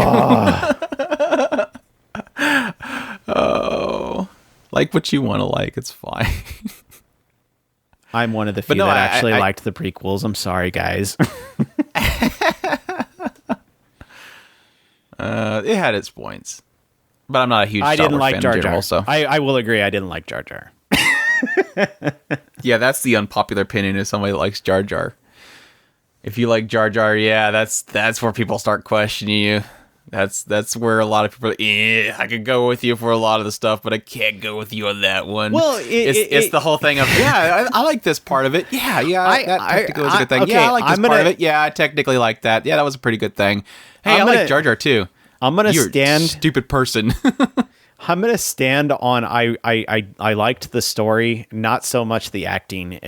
There's a big difference between story and acting. Yeah. Okay. I agree. That was a huge stumbling block for me. But again, I'm not a huge Star Wars fan, so it's harder for me to accept flaws. Let's not even talk about the sequel series. So we'll just leave it at that. That's where Chris can't agree with you at all. Anime Strike. You tried. You gave it the good try. Is there anything else that we basically dissected the crap out of this? I don't know. You have a whole section down here I don't know if we've actually discussed, which is the other companies. Yeah, the last thing I guess I would hit on with Anime Strike is I do want to acknowledge that there was a lot of really good titles, and that goes back to my point that I made about with, especially with Netflix, is that huge hurt that we have when something is really great but dies by availability, and again, you can pirate all this stuff, and people did. But the problem is a majority of people don't technically pirate. I know that's a shock to people. I don't believe that a huge majority of people pirate. I think that the accessibility of a subscription service is equally as enticing as pirating. Because nobody wants to, let's all be honest, nobody wants to go to a random website, get 50 million ad blockers, and watch something on somebody else's server that could either have issues or quality issues. It is easier to just get it from the licensor. It's easier. And when you have something, a majority of people watching on Crunchyroll, and it just doesn't show up on the screen, it's going to get missed. They're not going to go out of their way to find it. There's a lot of people that just don't even know what's coming out each season. They just whatever pops up. So I do want to acknowledge that there is a lot of good titles that were there, and I'm thankfully a lot of it's getting picked up by other companies. I know one of the biggest early ones was when Crunchyroll got Cabaneri. They even did a actual physical release of it. And so I guess I want to point out, and some of them I don't think have even been picked up by other companies, but I think that people should still at least keep them in their notes so that when somebody else does pick it up, they can check it out. Cabinet of the Iron Fortress was definitely an easy one. We loved it to death. We watched it on a week. We watched through the entire series every week, every episode. So it's episode 1. We watched episode 1 again, then episode 2. We watched episode 1, 2, and 3. We kept watching through the entire series. That's how much we enjoyed it. Scum's Wish was okay. I liked it. Yeah. Psychono, I have an enjoyment for that one. I think that's a great series. I've always enjoyed it. Of course, I think most people that watched the first season probably went out of their way to try to find the second season, even though it was on Amazon. Inuyashiki had some moments, but I think that one had some issues as well. After the Rain is an easy sell. That one wasn't my favorite. It had some good moments, like the whole big screen TV in the middle of the street and him going da da da da. So crazy. After the Rain was a fun one. I did enjoy that one in the end, and I think that one's I think that's one of those ones where I hope that they eventually gets a sequel, and whoever gets the sequel will bring in the first season. I want to say that it's on Crunchyroll as well, or maybe Sentai. Maybe Sentai's the one that got it, because I think Sentai did a physical release of it. Yeah, that's one of those that's kind of a lost gem in there. If it isn't somewhere else, I think it actually is. I couldn't tell you where though. Watakoi was amazing. I really did enjoy that one. I think that's another one that I believe that Sentai picked up. But that's also getting a sequel here soon, so if anything, hopefully, if somebody hasn't, they will pick up Watakoi, because that was a fantastic series. It was just way cute rom-com about otakus. Vinland Saga was pretty amazing as well. That's another one that I hope gets a sequel eventually, and whoever gets that will get the first season as well. Chris really enjoyed Grimoire Zero. I enjoyed a lot of aspects of it. I think it just kind of didn't keep up the pacing on that one, I guess. Raise of Bahamut was a lot of fun. Definitely that. Now the sequel, and I think that's the sequel is what they got. I don't remember if they got the first one. I think they got both of them. The sequel wasn't as good, but the first of Rage of Bahamut was a lot of fun. It's just a really fun action adventure show. So yeah, definitely recommend that one. Girls Last Tour got a lot of fandom on that one. I wasn't a huge fan of it, but I did love the world. I love the exploration of it. So that one's a good one as well. Recreators, I know a lot of people didn't like it. I loved it to death. I think Chris enjoyed it too. Oh yeah. Wait, yeah. Recreators, or was that the one where they were writing? Yeah, the characters they created came to the world. Yeah, a lot of fun. Sawano Hiroyuki music, amazing. Line Illustrious is an absolute gem. No pun intended. Line Illustrious is a fantastic show, and I hope that one as well gets more adaptations. I know they have all the assets, and the assets was a huge part of their creation of that show, so hopefully they eventually get a sequel going for that. Onihei was a gem for us. We really enjoyed it. Very much a period piece. I think it's only Crunchyroll got that. It's only that way because nobody else has paid attention to it yet. Yeah, I think because it died there. Yeah, because we were making a joke about the fact that it now suddenly everybody's going to have heard about it. Yeah. Wait, okay, to be specific, there was one particular person that I had we were talking to that we were saying, you need to go and watch this. You will love this. And then when that person was doing a review... What's an Onihei? What's an Onihei? Never heard of it. We've only been telling you about this for the last 2 months. You love it. You're a period piece lover, and you missed it. What's an Onihei? That's like permanently burned in the back of my head. I always hear that, like vividly hear that. What's an Onihei? Oh my gosh, I cannot believe you just said that. Anonymous Noidus, I think Chris liked that. I didn't like it, but I did like the premise a lot. I did like it mostly because it was kind of a punk bandish type thing, and I thought that they had excellent artwork for it and all that stuff. And I thought it was a good story. Princess Principal was fun. I think it had its moments. It was just kind of cute girls doing spy stuff. So it was a fun watch, and that's another one that Sentai has, so you can get it from them. And Sagrada Reset, I don't know. That one's a cross-range. That one's a cross-range show. I loved so much about it, and I hated so much about it. I think it was too long, though. I think it was way too long. I think that was a 2-core. I don't know. I think I liked it, but there was a lot that I hated about it. So It seems like that was one that I really wanted to like, and I was had some mixed on characters. It too. There was a character in that I absolutely loved her story, and there was a couple of stories in there that was really cool too.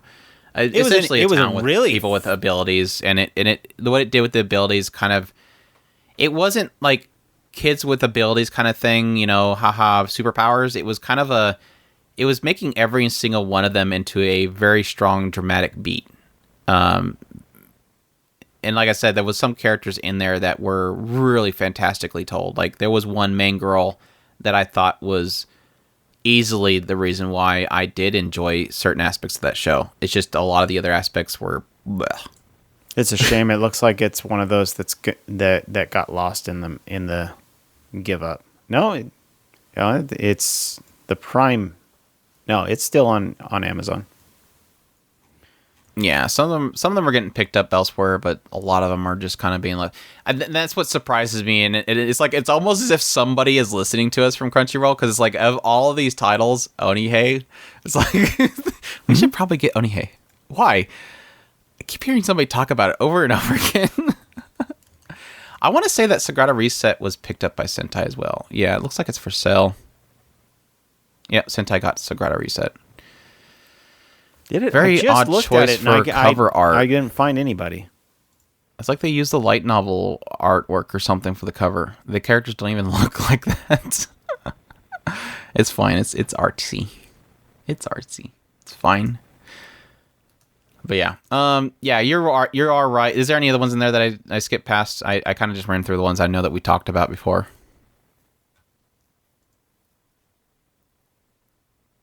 Question mark? I think that was most of them. Yeah. Okay.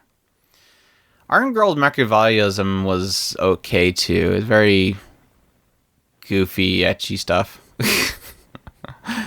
No, there is another section I have at the bottom, but we kind of pretty much pulled stuff in from down here. So I guess the points that we did miss. Yeah, I technically made a section that's essentially. I didn't want other companies to be off the hook. We're going to come in here and talk about what Anime Strike did wrong. We talked about what Anime Strike did right, correct, technically. But yeah, there is technically still the conversation of what has other companies done that we feel need to be fixed. And I think it's good because, again, going back to my earlier comment on if Amazon is possibly listening to this or other companies listening to this going, what did Anime Strike do right or wrong that we can possibly figure out?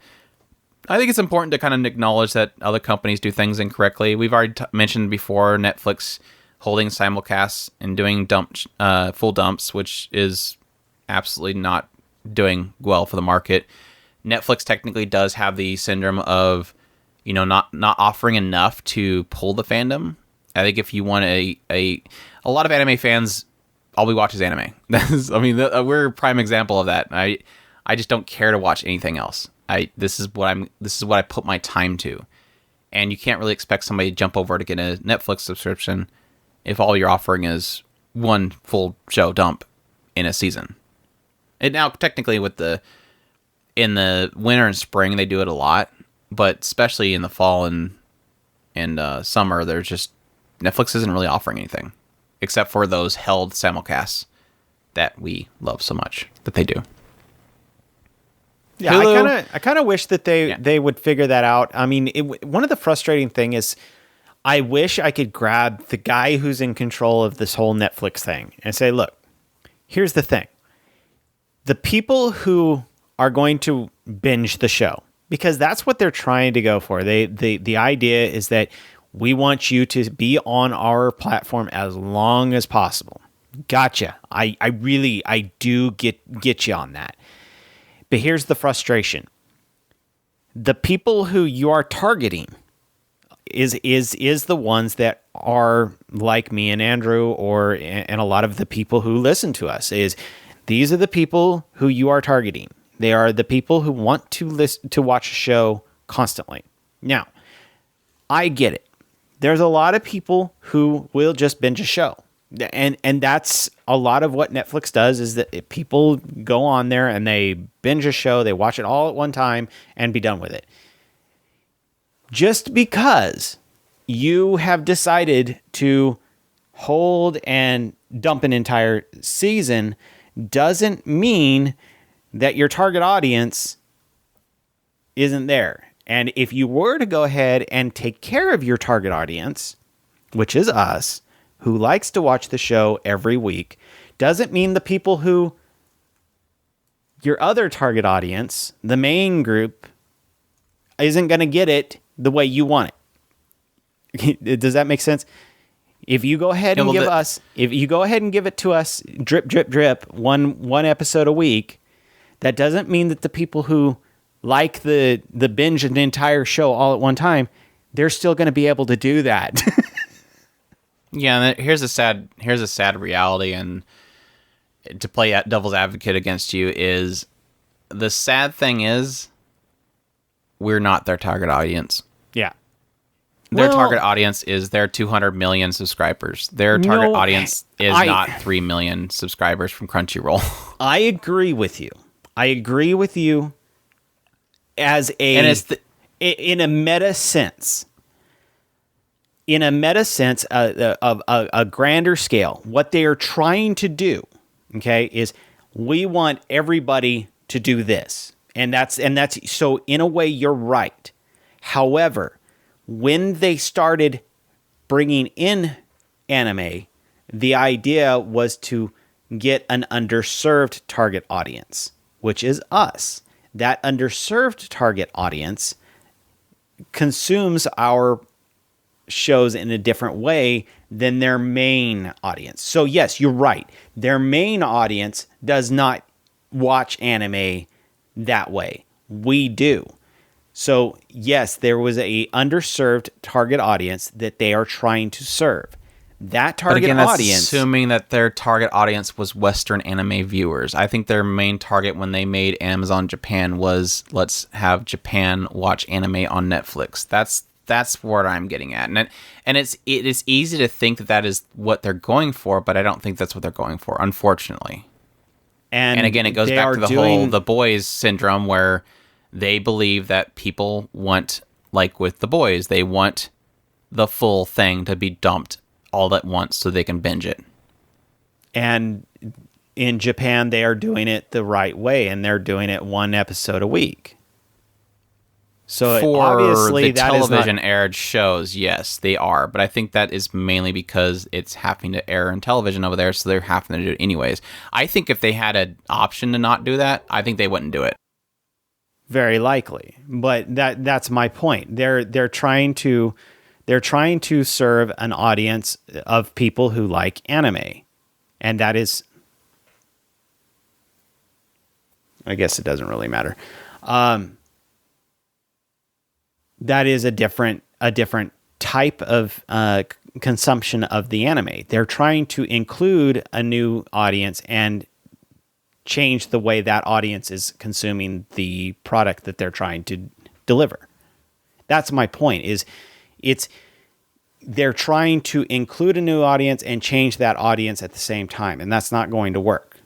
But repeating myself now, so... Yeah, I get what you're saying. It's just the troubling thing is just kind of trying to keep it in perspective of what I feel they're doing, and it goes back to your point you made before, where not taking a certain thing seriously and being kind of out of touch with what the fandom wants itself doesn't do it any service. And it's like it is again. I keep bringing it up because I think it's it's an easy example, and it's right there, and it happened recently. Is having that example of the outrage that was around The Boys on Amazon doesn't help the perspective of companies like Netflix to want to even do that. Like, we're doing just fine. We're upsetting, this fandom, but could you imagine that I guess my mentality goes to most people when they go onto Netflix, they have a full season and they watch it. The the troubling thing is to keep it from a perspective of Joe Schmo who goes on Netflix and they see Psyche K, what is this? And they click on it and they have one episode and they're like, what is this, a movie? It's just one thing in this list. And they click on it and they watch a 20-minute thing and go, wait, that's it? Okay, that's weird. So, yeah, you technically can offset that by having something at the end of there. This is a simulcast. Episodes will be dropping weekly. Please check back. Add this to your list now, ? Button. And then somebody can go, okay, yeah, I just watched the first episode. It's like, okay, it was really hilarious, and apparently they're releasing it weekly. Cool. Hope it pops up. And then have it work like Crunchyroll or something where when the next episode pops, guess what? Boom, it pops in their list saying, here's the next episode. I mean, they technically do that with things like Hulu and stuff. I mean, why can't you do that here? It knows that you watched, the first season of a show they full dropped 2 years ago because they'll tell you. I've had it tell me, hey, here's the next season of 7 Deadly Sins. It's up. Even though, granted, then it's like, yeah, it was out 2 years ago. It does tell you they do have the systems in play. Why not both is the question mark. Why not both? I did make my argument about their after full dumping and avoiding the boys drama for the 200 million. Why not make it easier for the 3 million? What's to say the 200 million doesn't want to be able to see Psyche K on a weekly basis? What's to say they don't want to see? What's to say they don't want the water cooler talk of an episode by episode release of, 7 Deadly Sins? I'm of two minds, but I do, like I said, I kind of am trying to keep it, I guess, in perspective of the behemoth that is 200 million. Not so much the behemoth that is 300. Like I said, I do acknowledge what you're saying, that technically, from a meta perspective, their target audience is the 200 million or whatever have you. And all they're trying to do is include the next 2 million into the 200 million. But in that meta perspective, you can't forget that technically that's a 3 million that they're trying to include in that 2 million or 200 million. Yeah, and sadly, their primary market is Japan, and they're getting served it weekly. They're getting it. And they're getting it with English subtitles. Something else that is not technically on your list, but should probably be mentioned, is the hit and miss on physicals. If you want to jump on that one. Yeah, technically. I mean, Amazon is technically the worst of that department in that they not did a single one of them. And Crunchyroll and Funimation had to do a few of them. But yeah, that's technically a big issue with Netflix. Now, granted, again, and we're going back to Japan. Japan is getting them, and thankfully, some of them are getting pulled over to the West. I mean, Be the Beginning got a release. I believe Anime Limited was doing a lot of them, and I think a lot of that was kind of grandfather, or not really grandfather, but kind of, shoved, pushed over to our direction. Like, hey, we did it over here. Why don't you go ahead and just release it over there as well? And so there was like partnerships with Anime Limited to do that. So that is technically happening, but yeah, not enough for fans of physical releases like myself. So, yeah, and I think anime is one of those subsets that still technically loves that. Technically, with a lot of things, like, I mean, how many people went out and bought Stranger Things physical? Like, was it even available, and did anybody care to have it physical? But anime is like one of those few fandoms anymore. I mean, yeah, technically, like Star Wars has it still. Anime has a group of people that just love to have physical copies of this stuff, and it's something that is technically dying in other mediums, but is still technically growing in our market. Books is the same thing. I'm sure there are statistics out there that digital, Kindle, audiobooks are the next big thing, but light novels, mangas are still a market there that still wants to exist. So, and that's one of those things that is going to be really weird about how companies deal with that in the future. And this is one of those meta things that is when you start to consider how the market is going to have to change at some point. It really is, because that's it seems like I heard a conversation of the idea of it book printing is shifting as well, and they don't know how to deal with it. Well, our the video game market is dealing with the same issue of how do you deal with a fickle market when it comes to games? You can't do what they did with the original gaming bust, where they Atari dumped games upon games upon games out into the market, and suddenly nobody was buying any games and they lost a whole bunch of money. And so, yeah, Nintendo had to revive it, and they did it by basically cornering the market and saying you cannot produce a game without our permission. You have to use our cartridges. Yeah, you have to use our cartridges. And so there's different things that people are going to have to deal with, and we're getting to the point where we're going to have to face that very soon. Books are going to have to be changed. How we deal with books. That's a thing that I couldn't tell you how to deal with that, because you can technically buy it on a Kindle. But a lot of people still like the tactile feel of a real book. Manga is a good example. Comic books, if you want to go from the Western perspective, some people liked the tactile feel of it. There's a lot of people who love. I have a Kobo in my bag. I love it, but I do like the fact of having the physical version of it occasionally, because it is beautiful to have those pictures and actually see them.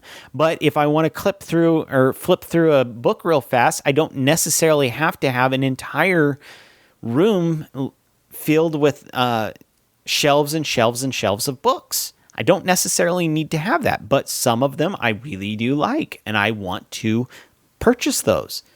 So yeah, preservation is a huge part of it. I'm bummed out right now because I kind of slacked off for a good few months on getting Grimgar, and now it's going to be difficult for me to get the last few because they just don't make many of them.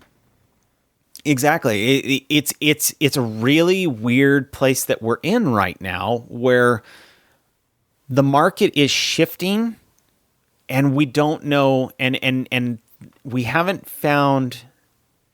And I'm talking from a perspective of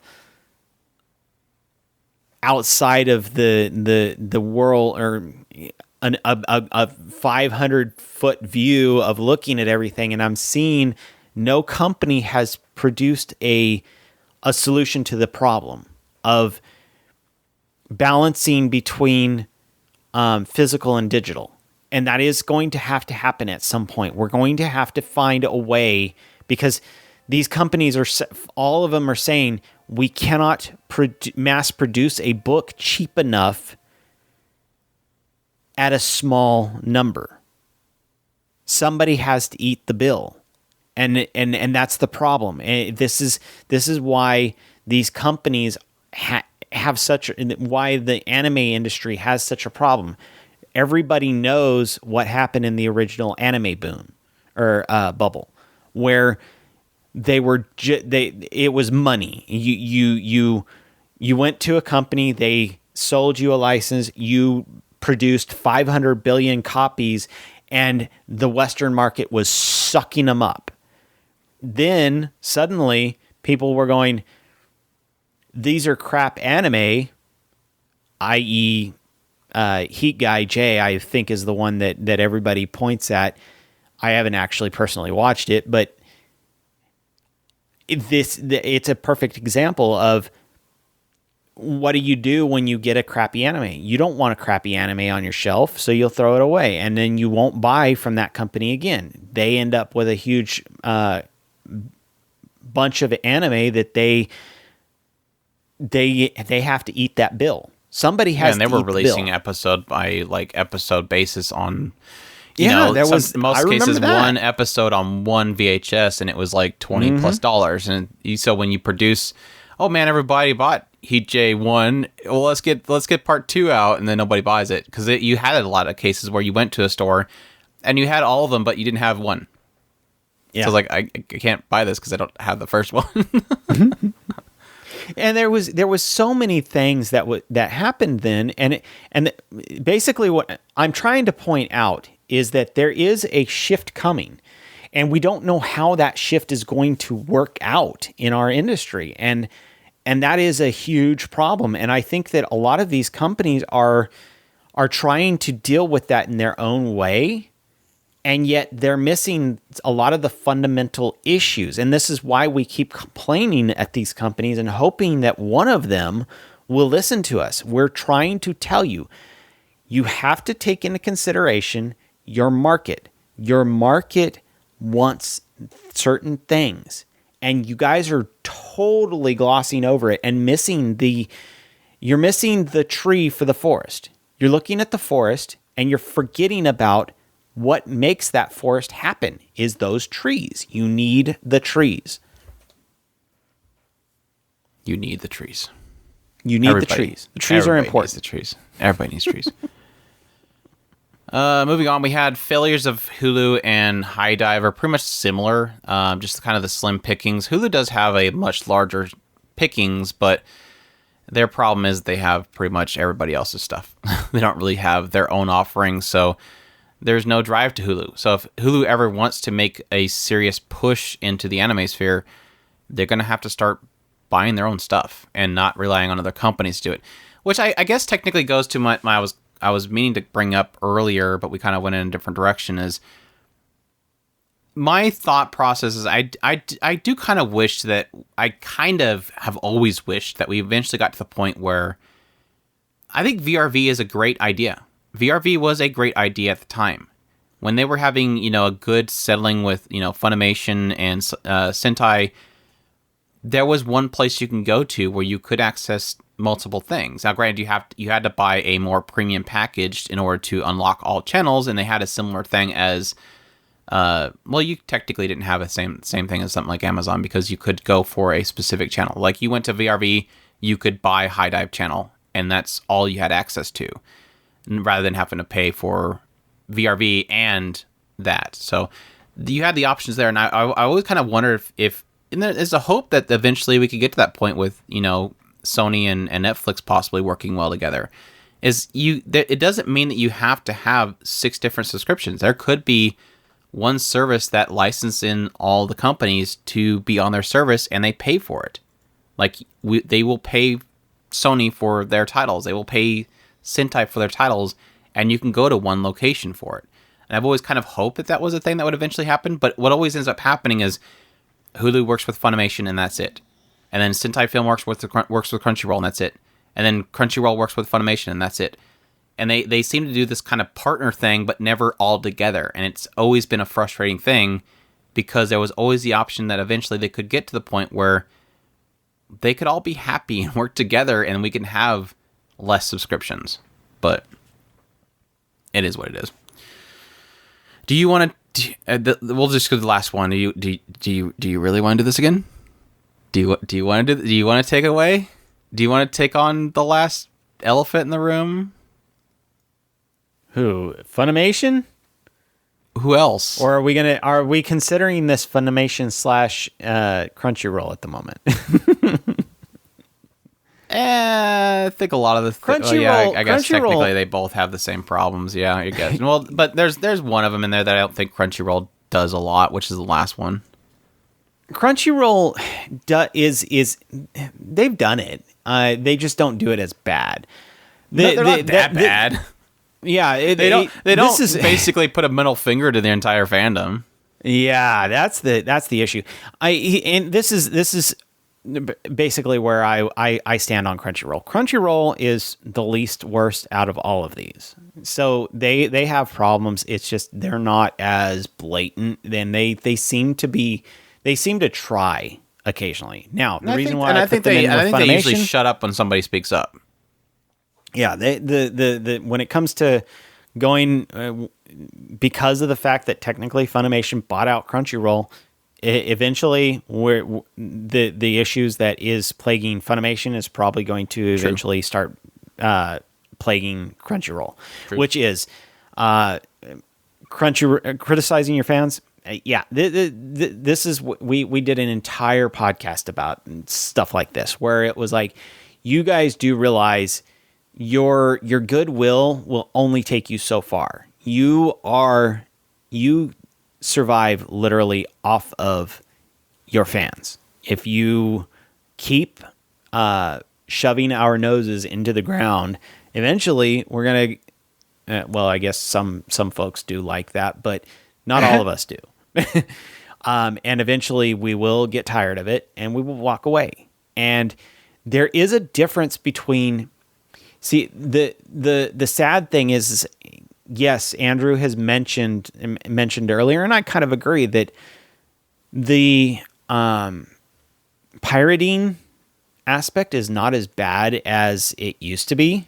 It's gone to the wayside. A lot of people want to support this industry, and I think that a lot of people don't seem to realize that, especially in these big companies where they sit there and go, you shouldn't pirate. Yeah, it's not as bad as you guys seem to think. And the people who are actually, this is this stupid thing, the people who you're actually trying to criticize for that are actually not listening to you.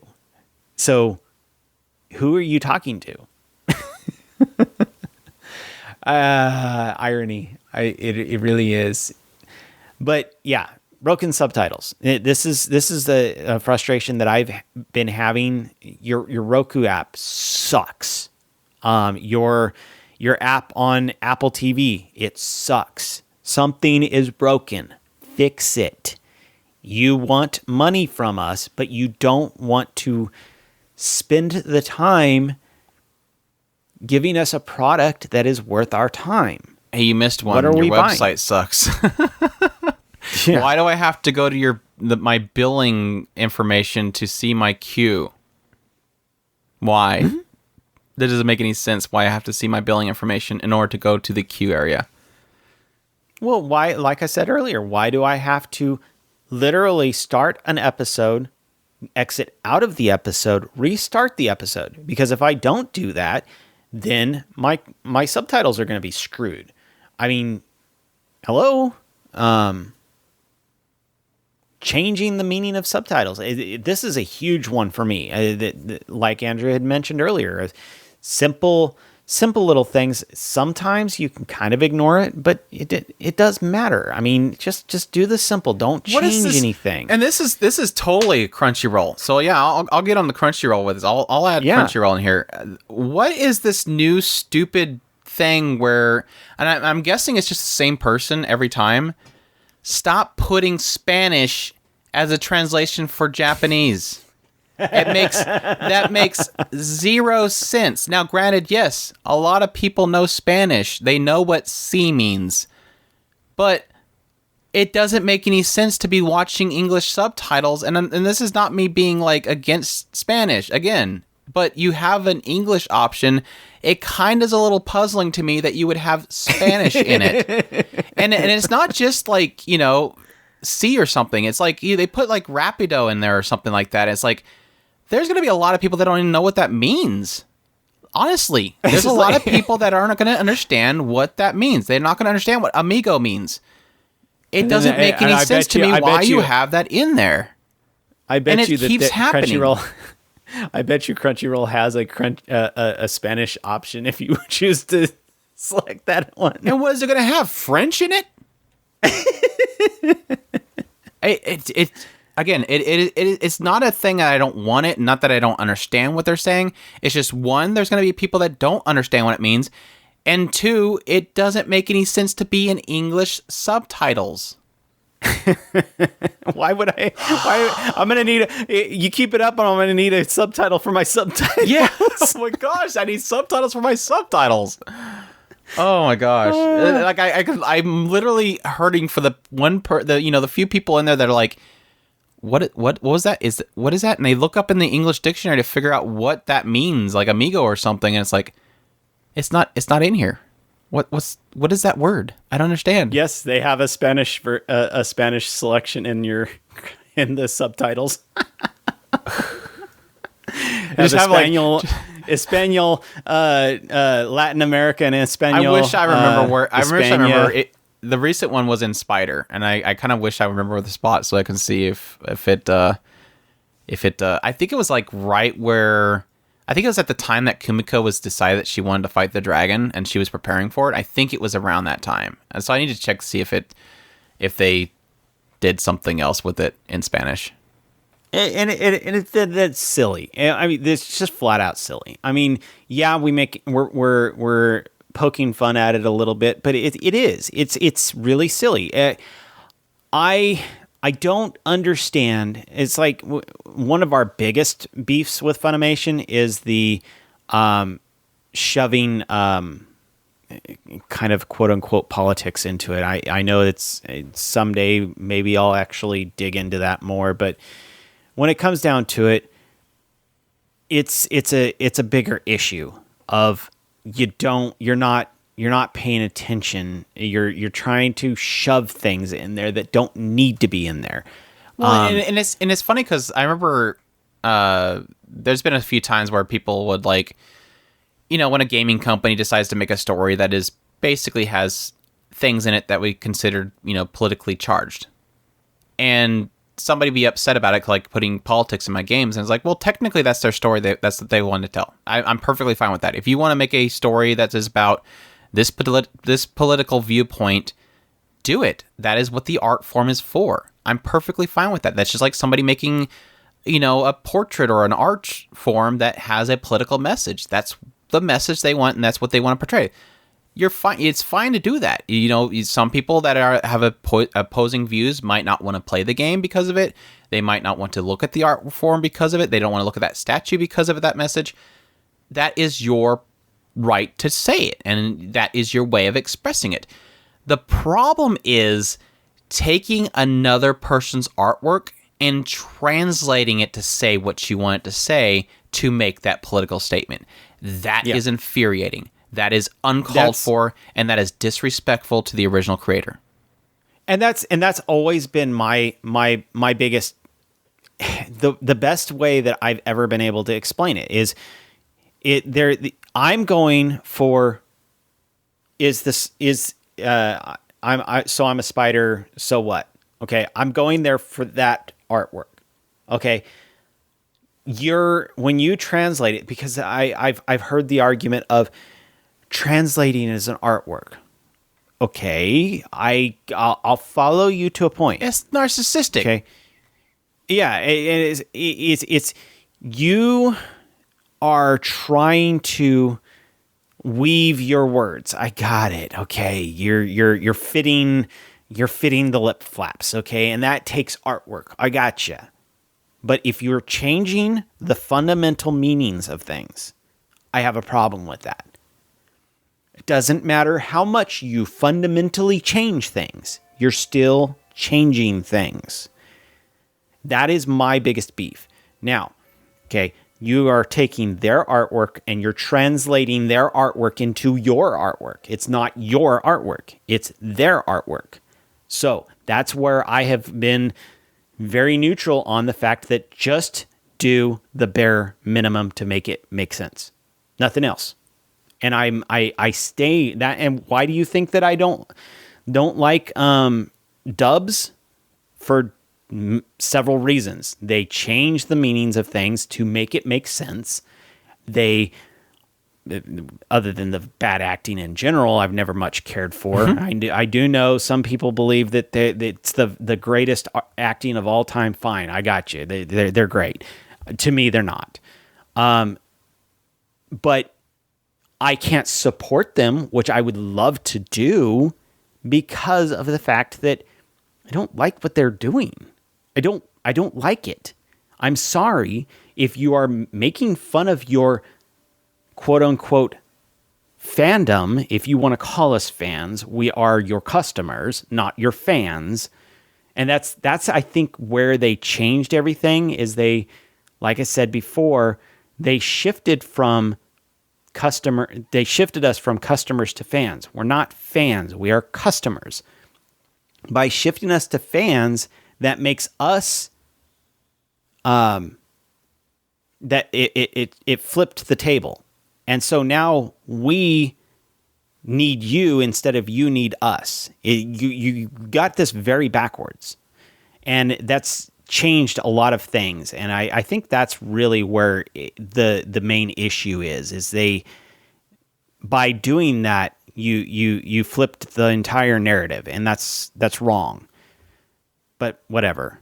Well, that's why I mentioned earlier about the whole narcissistic thing. It's that changing to the point where you think that you are the king, that everybody is praising you, and that you are above everybody else, and that they're dependent on you, and that gives you that thought process that you could do whatever you want, and people are coming to you. You are and it's so funny because reading some of the comments made by some of these writers, and they acting like they are a superstar. You're not. What people are coming here for is the writer of the source material, the writing of the screenwriter, the script writer. They're not here for you. Nobody cares about you. I'm sorry. We are thankful that there are people to translate and that it is available, but nobody is thankful of you. And it sounds so mean to say it that way. That's just like the idea of, I like my burger, but it's not like I am going to die if I don't have the cook behind the counter. I'll go somewhere else. Yeah. We appreciate what you do. You're a hard worker, just like everybody else in the world. It's your job. Do it correctly and move on. Burger flipper, you better watch it. You're going to make some people mad. Well, no, that specifically was going to the narcissistic person that thinks that everybody deserves them praise for translating something that technically in some cases is already translated for them. You're absolutely right. The tables need to be flipped back over. You did not. Funimation, I've been here long enough. I know how long Funimation has been here. I know that you guys owe a lot to us. Not me as one person, as I'm talking us as a fandom. You guys owe us a lot. So stop believing that you are the one in control. You are a gatekeeper, period. That's it. You have Funimation, or you have big bad Sony holding. You're big bad Sony to a wall that has a little opening over the side that you have to acknowledge is there.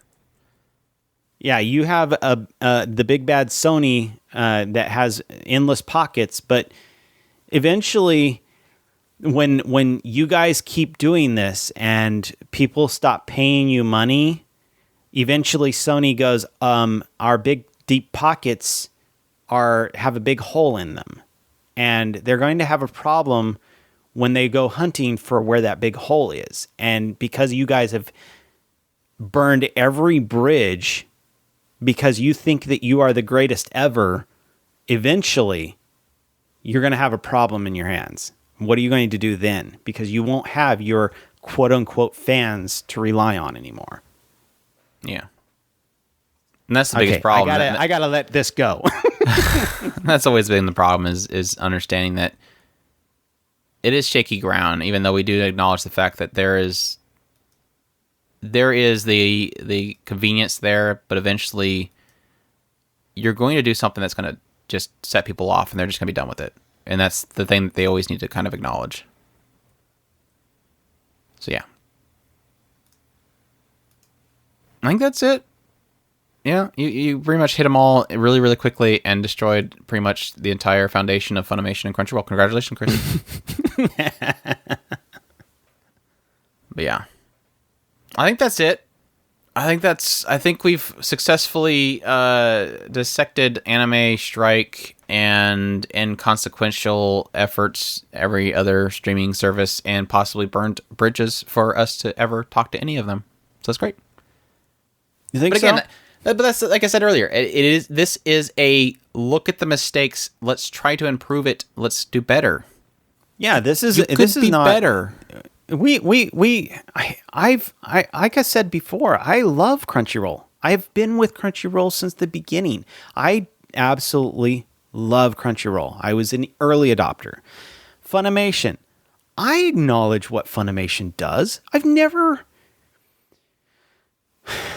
Funimation is a weird one because I have a love-hate relationship with Funimation. I don't despise them as much as it sounds like I do. I love I just think Funimation there's key for what it players there that does. screw up, and it kind of makes the entire company look bad. Exactly. And they need to acknowledge that's that a and better weed 'em way out. of. Yeah, if these people were to come to us and say, "Hey, we've been listening to you on the podcast. How can we fix this?" I can give you a million reasons how to fix it, but just sitting there going, well, those guys over there at Otaku Spirit don't know what they're talking about, or the people on Twitter don't know what they're talking, or the people on Reddit, they don't know what they're talking about. We know what we need to do. Okay. There is, when you're selling a product to somebody, and this is in a way it's a catch-22. There is the idea of the customer doesn't know what they want until they have it. And I fully acknowledge. Steve Jobs is famously known for saying that. Okay. And I fully acknowledge that statement. I really do, because I believe that there is, in a lot of cases, sometimes, That's how you invent especially things. when it, That's how you invent. that's how you things. invent. Yeah, I got you. Partly is serving a need for something, and part of it is discovering something that people actually do need in the end that they don't realize they do. Yeah, and I fully acknowledge that as an artist, that sometimes you don't know the story, or with an author, you don't know the story until you get through the entire story and get to the end and go, oh, hey, that was a really excellent story. Or when the final reveal of the painting comes out, I mean, if you were to look at the painting at the beginning, it probably looks horrible, and when you see the end result, it looks fantastic. Yeah, because you always kind of go back to the front.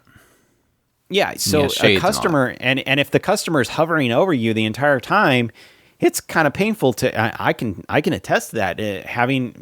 Building somebody's logo while they're sitting over your shoulder, it's absolutely painful. So I do acknowledge that concept. I really do. But, however, if there's flaws in the at times when the final product has been reached, back off a bit. Okay, something that's not right. Your customer base is saying, "Look, there's a problem here. Back off a bit. Figure out, lick your wounds, find out what's the problem, and fix the problem." Instead of doubling down and tripling down and quadrupling down. Oh no, you just don't understand. You'll eventually like this. No, we're telling you we don't like what you're giving us. Fix the problem. Oh no, here, let me quadruple down on it, because obviously you don't understand what you don't like, so let's do more of it. No, we don't like it. I just figure the thing that's always kind of puzzling is that aspect of hearing the outcry and then doing it again. It's like, yeah, did we not feel the burn the first time you touched the fire? Are you gonna do it again? Ouch! Quit it! Ouch! Quit it! Ouch! Quit it! Ouch! Quit it! I don't know. No, eventually what's going to end up happening is they're going to say, well, if you don't like what we're giving you, go away. Okay? And that's what they do. They've done that. And that's what we're eventually going to end up doing, is we're going to have a parting of the ways, and we'll see who really hurts. Damn. Chris is throwing down the heat now. We should wrap it up. Chris I already told you to let it. Chris throwing threats. Throwing threats now. But yeah, that's That's our post-mortem of Anime Strike and what other companies can learn from it and what they did wrong. I'm not sure what the heck I'm going to title this for, because I'm sure that saying something about other services would probably get a lot more attention, but we'll see. I hope you guys enjoyed this post-mortem, and hopefully we can do... No, I almost want to say hopefully we can do this for other services, but we might end up having to do it for Crunchyroll. We will see. But I hope you guys enjoyed this episode, and as always, thank everybody for their support, both verbally and through our Patreon. We really do appreciate everybody's support through everything, and as always, definitely can continue to support us through, again, word of mouth. Definitely is the best way to support us, through subscribing to our YouTube channel, going on to podcast choice of iTunes or Spotify, all those services. We thank you guys for listening, and we hope you guys enjoyed. I almost said watching. I gotta catch myself, because I say that much more now than anything. But anyways, hope you guys enjoyed, and y'all take care. Os.